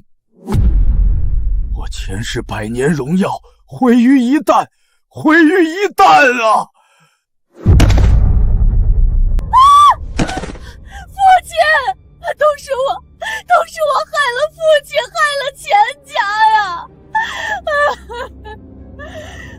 钱夫人，当年宋家到底因何被灭？你可知道详情？钱若雨，你若还想钱氏一族能有活命的机会，速速从实招来，否则的话，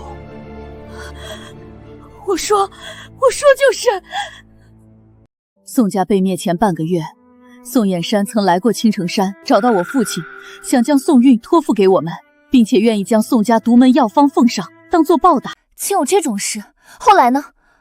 据他所言，东瀛人觊觎宋家手中的一本绝世秘籍，几次三番出高价想买，都被宋燕山以华夏武道不能泄密拒绝。后来，东瀛人就开始不断对宋家的生意使绊子，可你们并没有答应。父亲当时还气愤大姐与宋燕山私奔一事，所以就……你们既然知道我父亲数次拒绝东瀛人，也知道东瀛人对宋家虎视眈眈，为何后来宋家被诬陷时，你们不站出来替他证明？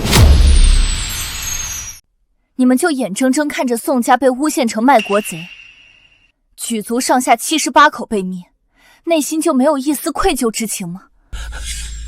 神主，这些都是我母亲和爷爷干的，不关我的事儿啊！您报仇，只管杀了他们！畜生，我打死你！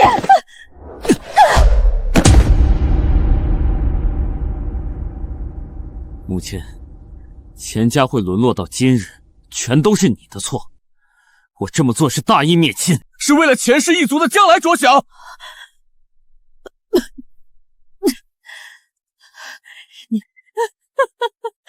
这就是我养的好儿子，报应啊！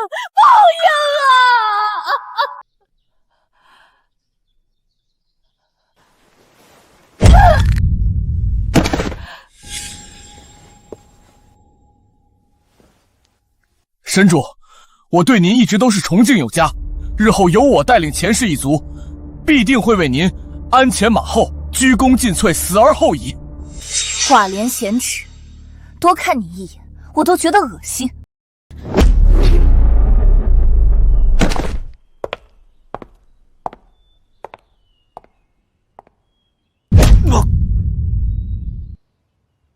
前世有你这种畜生，才是彻底完了。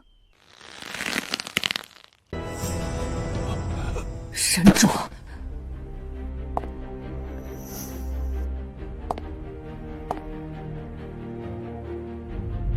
神主，既然宋氏一门当年受尽冤屈，属下立刻让人公告天下，严明其中立败，还宋家一个公道。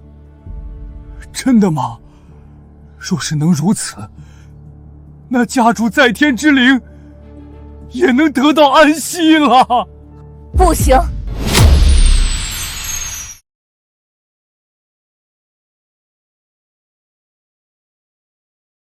真的吗？若是能如此，那家主在天之灵也能得到安息了。不行，知道当年真相的3人，如今都已经亡故，人证物证全无。就算昭告天下，旁人也只会说你们是屈服在我神主身份的淫威之下，向卖国贼跪壁求饶。刚才真不应该让钱老和钱夫人自杀。如今唯一知道当年真相的人，就只有远在祭坛山的母亲了。只要我能救出母亲，揭穿东瀛人的阴谋，就一定能替宋家洗刷冤屈。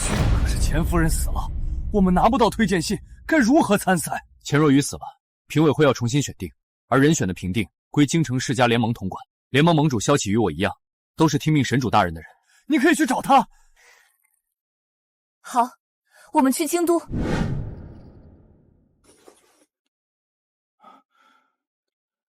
小姐，你一个人去实在太危险了，我真的是不放心。我看咱们再去找萧家主要一份推荐信，我陪你一起去比赛。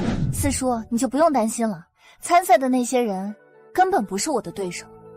而且我这一次最主要的目的是要找机会潜入山中，看能不能找到母亲。一个人反而更便利。都是四叔没用。要是我不是个残废，就不用让你一个人孤军奋战。四叔，东瀛人知道我的身份，这次比赛肯定会使绊子。你留在外面，万一我有什么意外，你也可以去找萧启支援我。是，四叔明白了。是，四叔明白了。1年1度的武道锦标赛即将开始。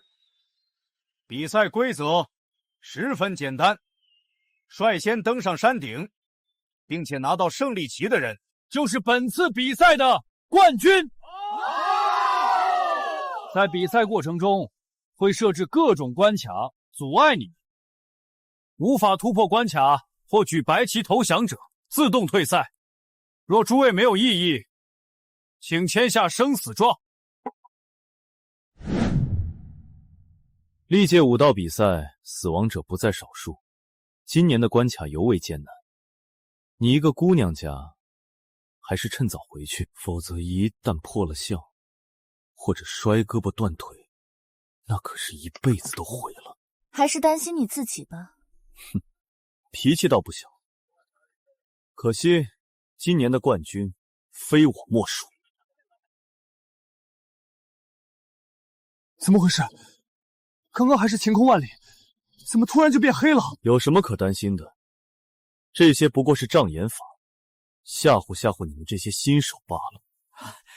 萧少，不愧是萧家未来家主，见多识广，处变不惊，让我等佩服万番啊！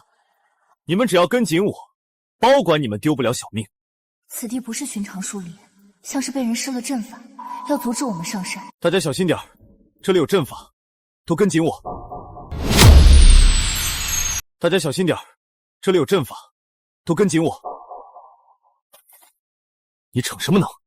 一旦行差踏错，就会丢掉性命。听说你曾经在江城打败过3国高手，可武道锦标赛还有奇门遁甲、五行八卦，你们江城这种乡下地方学的，与京都世家根本没法比。你还是老老实实听萧少的指挥。武道比赛是个人战，管好你们自己就行。不识好人心，迟早有你后悔的时候。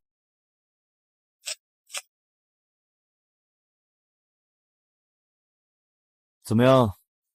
找不到出去的路，知道后悔了吧？难道你知道如何出去？一开始我就看出来，此处是被下了五行阵中的阴阳双虚法。只要我们按照五行阵相反的规则，就可以出去。萧少果然学富五书，连如此晦涩的阵法都知道。宋韵，现在你服气了吗？臭丫头，我们萧少大发慈悲的教会了你，还不赶紧下跪磕头谢恩？耍嘴皮子没用，走得出去才是真本事。哼，我看你是不见棺材不掉泪。好，我就走出去让你瞧瞧，什么是真本事。我们走了快20分钟了，明明就在眼前，为什么一直走不出去？这个地方是我们刚刚走过的，我们被困住了。这可怎么办？这山林中断水断粮，我们撑不过3天就会化为一具干尸的。这可怎么办？这山林中断水断粮，我们撑不过3天就会化为一具干尸的。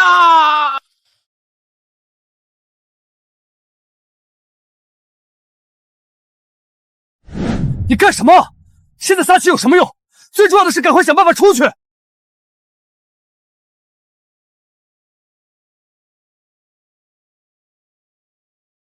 看来这宋韵已经被困得狂躁，竟然批树泄愤。哼，简直就是一个蠢货。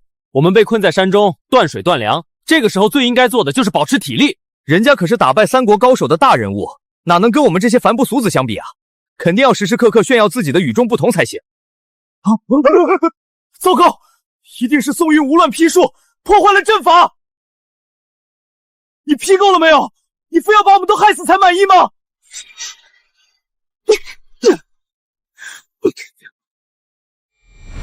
看你是女人的份上，我才对你诸多容忍。既然你不识相，那就休怪我手下无情。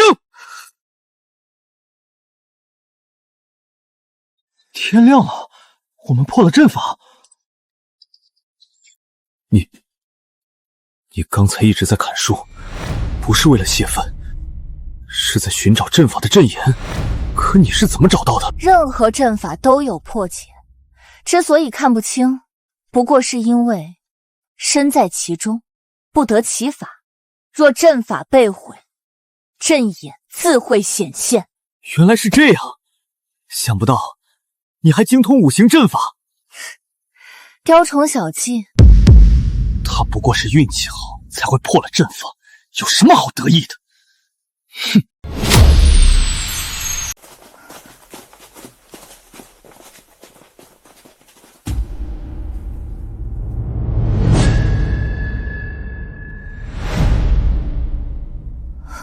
破天斧。师傅，您送我这把绣鸾刀，当真厉害无比。当年这把绣鸾刀与破天斧同时出世，是多少武道之人梦寐以求的神兵利器。可惜破天斧不知所踪，实乃一大憾事。大家小心，此人手中拿着的乃是破天斧。破天斧，那可是传闻中兵器排行榜第1的神兵利器。没想到武道众人苦苦寻师的破天斧，竟然落入东瀛人的手中。你们这群毛头小子，竟也识得我手中的宝物。既如此，还不如乖乖跪地求饶。这人是樱木大师的得意门生井上四野，他的师弟就是之前力克多名华夏高手的森田。之前森田上门挑衅，伤我萧家学徒数10人，我因故未能到场，不能亲自报仇。今日新仇旧怨一起算。萧少深得萧家武学真传，就算对上绝世高手，也毫无惧色。真是吾辈楷模。萧少此时占据上风，胜券在握啊！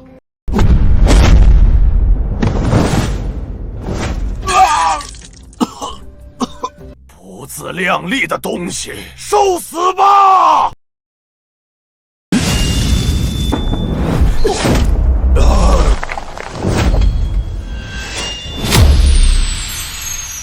臭丫头，凭你这3脚猫的功夫，也想与我为敌，简直是自寻死路！看招！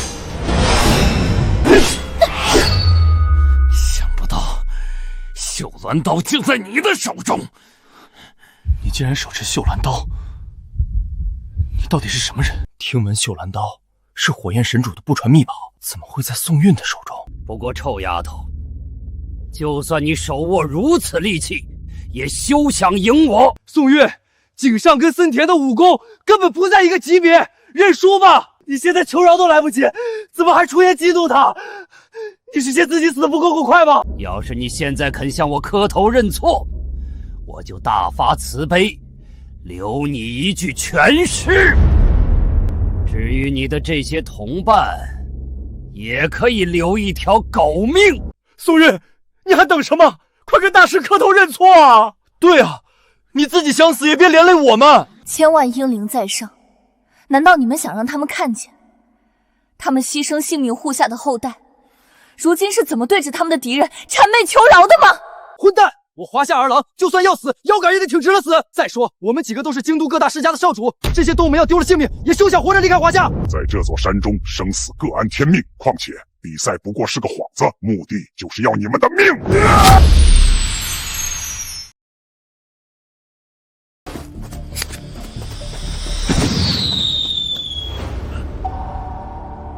现在才想起来求救欧妈了，看他你们都要死在这里！我虽不喜欢宋韵，可他到底也是华夏武道的一份子。姚明，你先带其他人退到一边，我要帮他，否则我们今天都得死在这儿。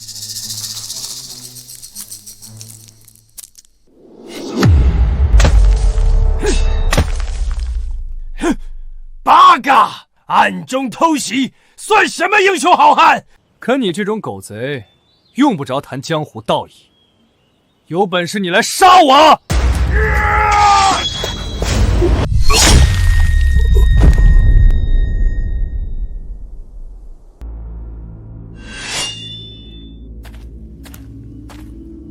喂，我帮了你，你连句谢谢都没有吗？没有你，我会更快杀了他。这是华夏武道的东西，收好了。什么女人啊！本少下次再管你，我就是傻逼！救命！救命！八嘎！老子看上你是你的福气，再敢反抗，老子将你先奸后杀！畜生！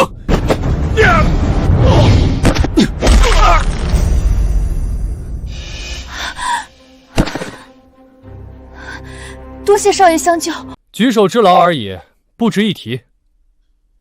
哼，你一个姑娘家，为什么会陷在这个荒郊野外？我叫小环，父母都是这山中农户。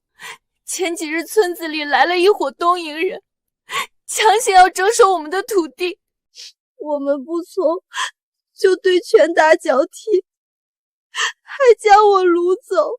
东瀛狗贼！竟在我华夏土地上如此耀武扬威，实在可恶！各位少爷小姐，你武功高强，能不能救救我爸妈？你一个农村姑娘，怎么看出来我们个个武功萧强的？想不到堂堂华夏武道第一宋燕山的女儿，竟然轻松栽在我的手上。看来你也是名不符实。宋燕山。宋韵竟然是卖国贼宋燕山的女儿！萧少，我看不如趁他现在身受重伤，一刀了结了他。萧少，还犹豫什么？当年宋燕山杀了我们那么多前辈，你们萧氏也有人受害。如今我们杀了宋韵，也是替天行道。你说的没错，国仇家恨，不能不报。宋韵，你放心。我会给你一个痛快，不会让你死得太痛苦。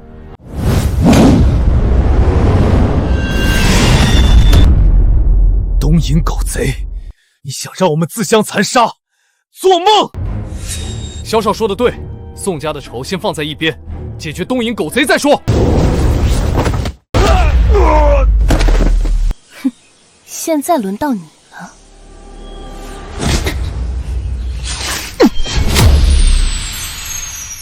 你竟然没事，这怎么可能？我敢单枪匹手上山，又怎么可能毫无防备？从你出现开始，我就知道这是个圈套。你的匕首虽然锋利，但也不可能戳破我的软气甲。软气甲刀枪不入，乃武道至宝，竟会在你这个小丫头的手里。幸好我们没有动手，不然现在死的就是我们了。既然你没有受伤，为什么不出手？非要看着我们被打死，你是故意的吧？这是你们污蔑宋家的教训。污蔑？宋家卖国求荣，可是板上钉钉的，何来的污蔑？等等，你是想说，宋家当年是被人陷害的？难道是东瀛人？哼，我们凭什么相信你的话？你有证据吗？抓到他的幕后指使，自然就有证据。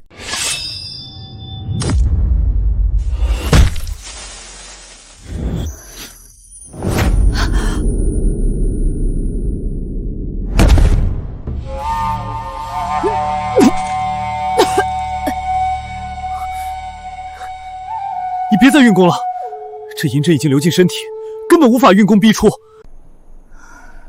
这毒针并没有毒性，对方耗费这么多功夫，不会只想让我被银针折磨。这山里怎么会笛子的声音？但是又不像是奏曲，反倒像是在召唤什么东西。他们是在召唤毒蛇，伤口无法愈合，鲜血不仅会引来毒蛇，还能召唤猛兽，到时候我就会成为他们的食物。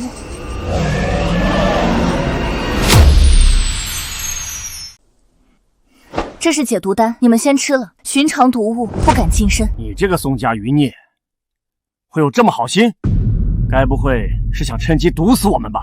他如果要害我们，只要做事不露就行，何必下毒多此一举？你们也都是堂堂男子汉，未来各家家主，别畏首畏尾的像个孬种好不好？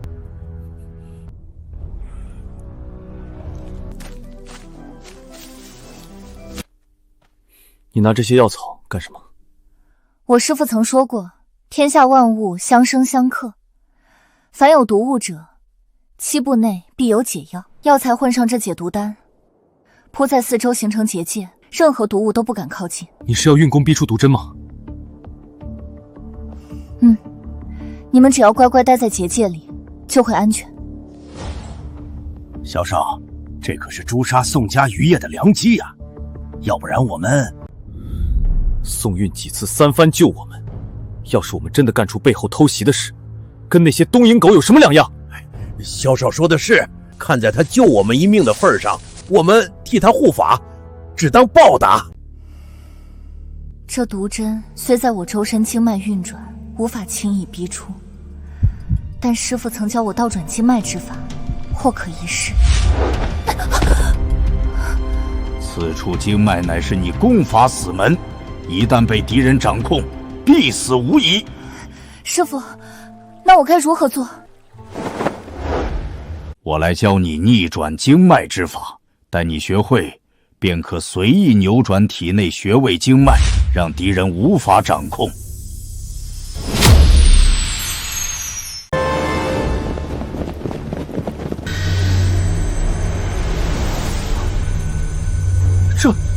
这难道就是传说中的真气吗？看来他不仅要逼出毒针，就连武功修为都在提升。不好，有人来了！我们的目标是宋运，你们这群支那猪速速离开，否则死！呸！就凭你们这几个东瀛走狗，也敢在这儿耀武扬威？现在不是80年前，我华夏大地轮不到你们做主。想要我们离开，得先问问小爷们手中的剑答不答应。不自量力，给我上！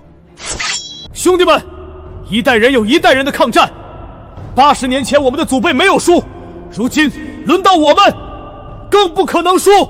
给我冲啊！看死这些东瀛狗！你们这些该死的东瀛狗，我跟你们拼了！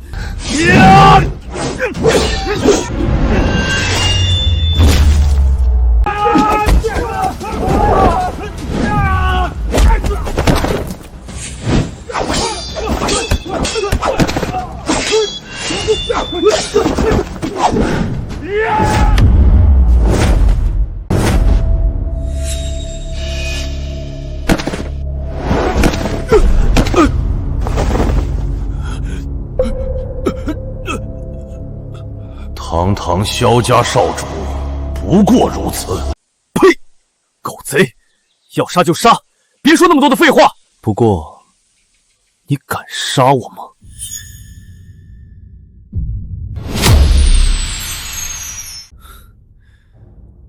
刚才我已经放出信号弹，我二叔很快就会带人来救我。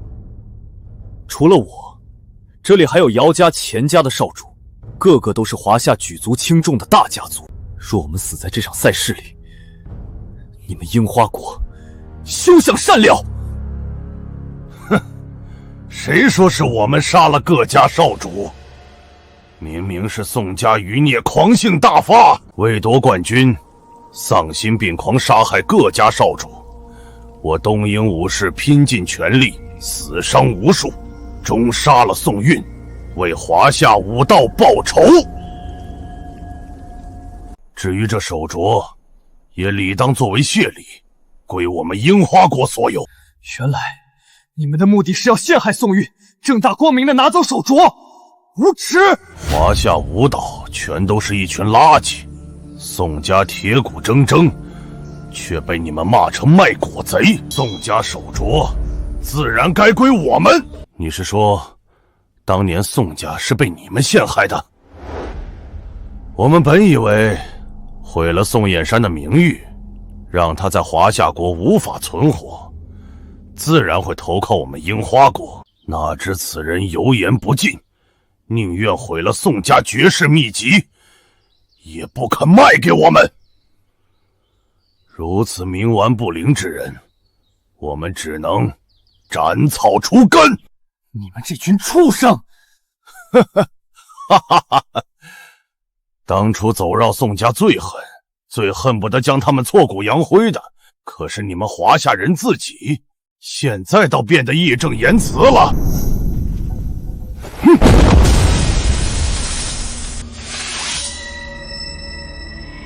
今日就是你的死期！我华夏武道亏欠宋家良多，今日只要我还有一口气，就要为宋家保住这最后的血脉。你马上去杀了宋运！只要我们还活着，你们东瀛狗贼的奸计就休想得逞。对，我们绝不会再让你们伤害宋家人。哼，就凭你们几个想阻止我们，做梦！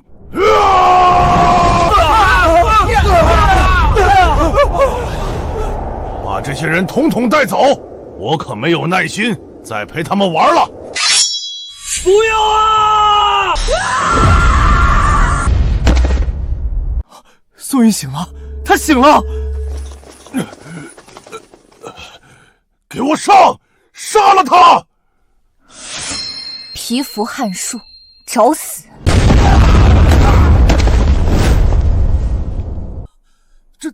这是绣鸾刀第9招，绝情一刀斩。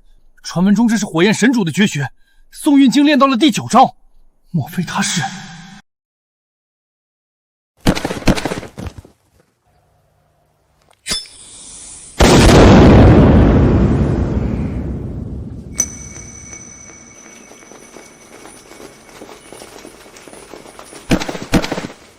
属下救驾来迟，还请神主恕罪。小姐，小姐，你没事吧？四叔，你别担心，全靠这个手镯，不仅帮我逼出体内的盲针，还提升了修为。可惜时间太短，未能全部炼化手镯的力量。小姐竟有如此奇遇，一定是家主在天有灵在保佑您。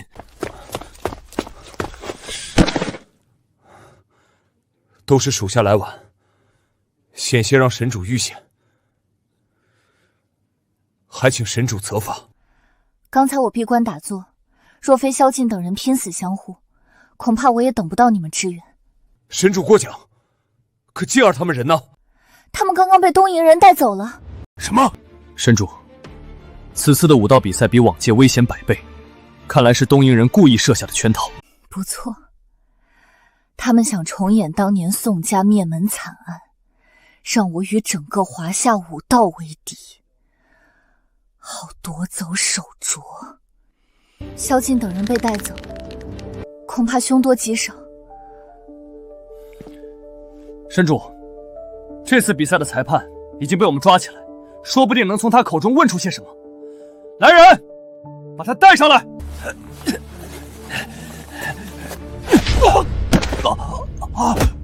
说是谁指使你们在比赛中下毒手的？冤枉啊，战神大人！武道比赛一向是生死各安天命的，哪有什么人指使啊？还不说实话？我看你是不见棺材不掉泪。是佐藤五郎指使的，他想重演当年宋家事件，诛杀各家青年一代，阻止华夏武道崛起。他就在山顶的石室里。萧启，你下山通知各大世家，让他们小心戒备。青叶、四叔，你们随我上山救人。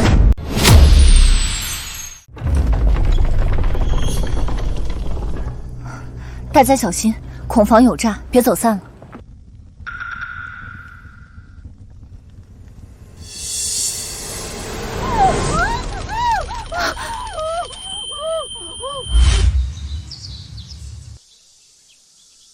韵儿，快到母亲这儿来，母亲做了你最爱吃的芙蓉糕。母亲最好了。母亲，小姐，是夫人，是夫人啊！神主，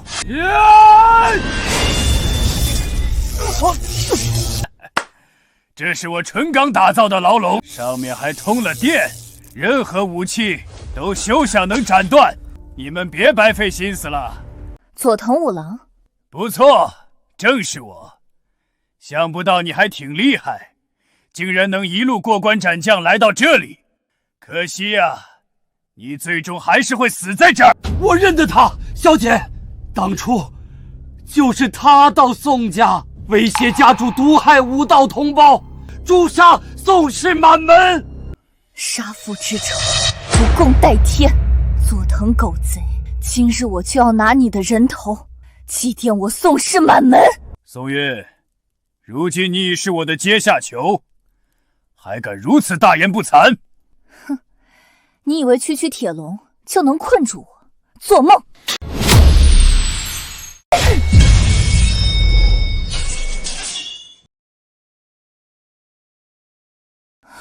狗贼，你干什么？快放开我母亲！再犹豫下去，我的条件可不止如此了。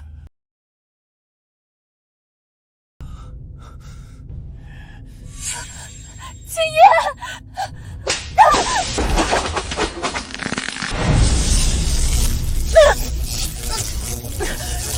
狗贼，敢欺辱神主，简直找死！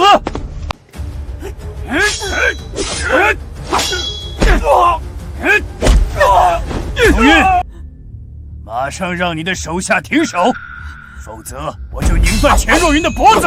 不要！青叶，住手！马上住手！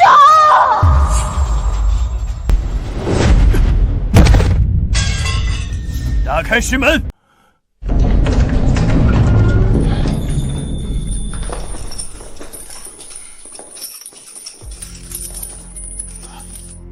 是几位少家主？狗贼，你到底想干什么？你这个卑鄙小人！战神大人，这些都是各大世家继承人，若因为神主而死，日后神茂将无法在华夏立足。胡馆主，绑吧。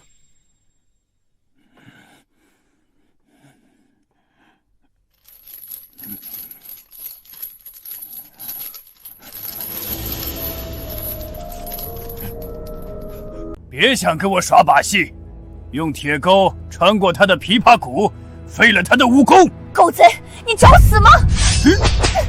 我说过，你敢动一下，他们就得受苦。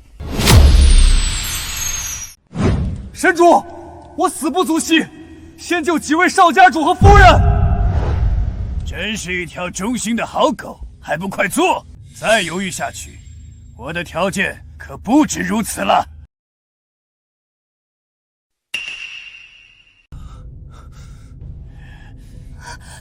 青叶，切，你可真是不听话！不听话的狗，就是要被教训！住手！佐藤狗贼，我要杀了你！我一定会杀了你的！生气了？这才只是前菜而已。住手！给我住手啊！四叔，母亲！我打！小姐，住手！你们这群狗贼，住手啊！什么火焰神主、青叶战神，我呸！如今还不是像狗一样任我折磨？宋韵，只要你将首创交出来，我可以免你受皮肉之苦。这些人，我也能留他们一条狗命。小姐不要！手串是大气至宝，是宋家全族牺牲性命保全的东西，千万不能交给东野狗贼啊！神主，千万别为了我们妥协，不能上东野狗贼的当。韵儿，母亲看到你平安长大，已经很满足。不要再让母亲拖累你，母亲好累了，该去见你父亲了。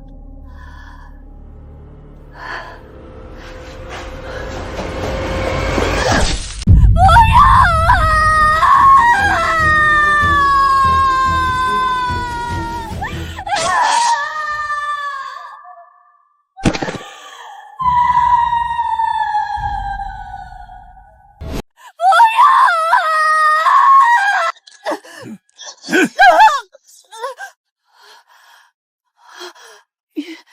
韵儿，想自杀，毁了我的计划。没有你这个废物，我还有其他筹码。母亲，母亲，狗贼，放开我母亲！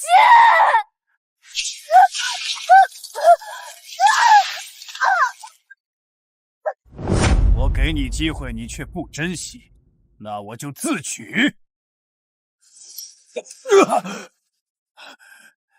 想不到这手串竟然认主！狗贼！手串是我宋家誓死守护的东西，你休想拿走！好，从现在开始，你迟1分钟交出来，我就杀一个！住手！狗贼，你给我住手！心疼了，刚才这些人可是拼死为你护法，现在又因你而死。下一个，你说选谁好呢？是你的四叔青叶战神，还是这些年轻人中的一个？小姐，我是个废物，活着也没什么用。可这些年轻人是华夏武道的希望，只要有他们一日，樱花国狗贼就不敢犯我华夏。小姐，以后四叔不能再照顾你了，你要保重啊！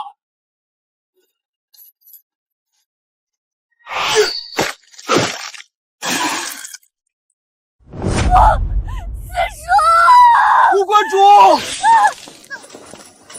圣医，生乳不如死亦荣。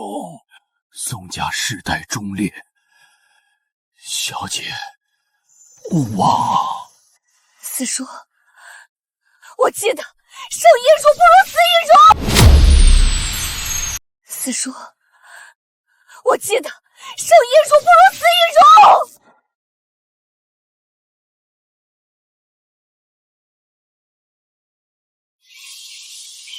果然是大天之宝，竟然有如此大的能量，我一定要得到它！快给我抢回来！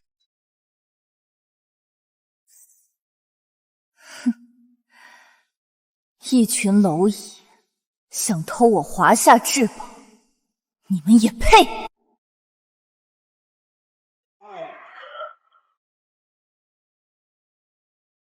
该死的宋韵，死到临头还敢杀我手下！好，我就先杀了你！这是千年蚕丝所编织，刀枪不入，怎么会？今日我就要为父母亲、四叔，还有当年宋家78口讨回血债！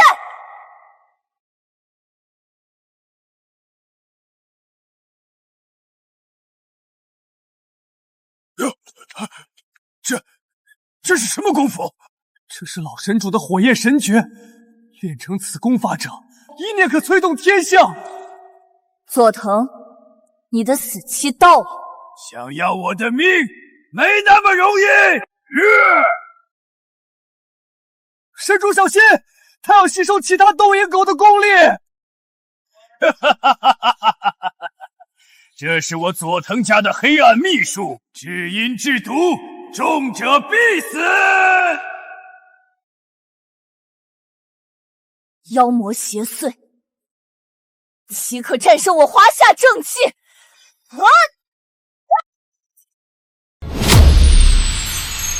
妖魔邪祟，岂可战胜我华夏正气？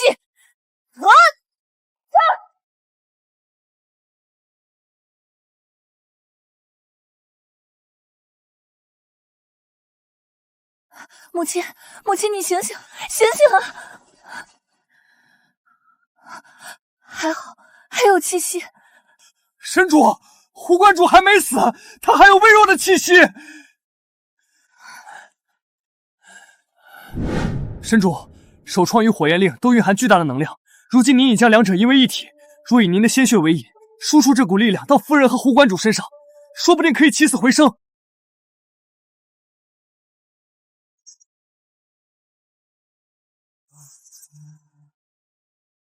醒了，神主，他们醒了。四叔，母亲，你们终于醒了。玉儿，我的玉儿，母亲，玉儿终于见到您了，母亲。神主，如今宋家的冤屈已经昭告天下，国主也下令为宋家总修书立传，搭建祠堂供后人祭拜。您何不留在京都？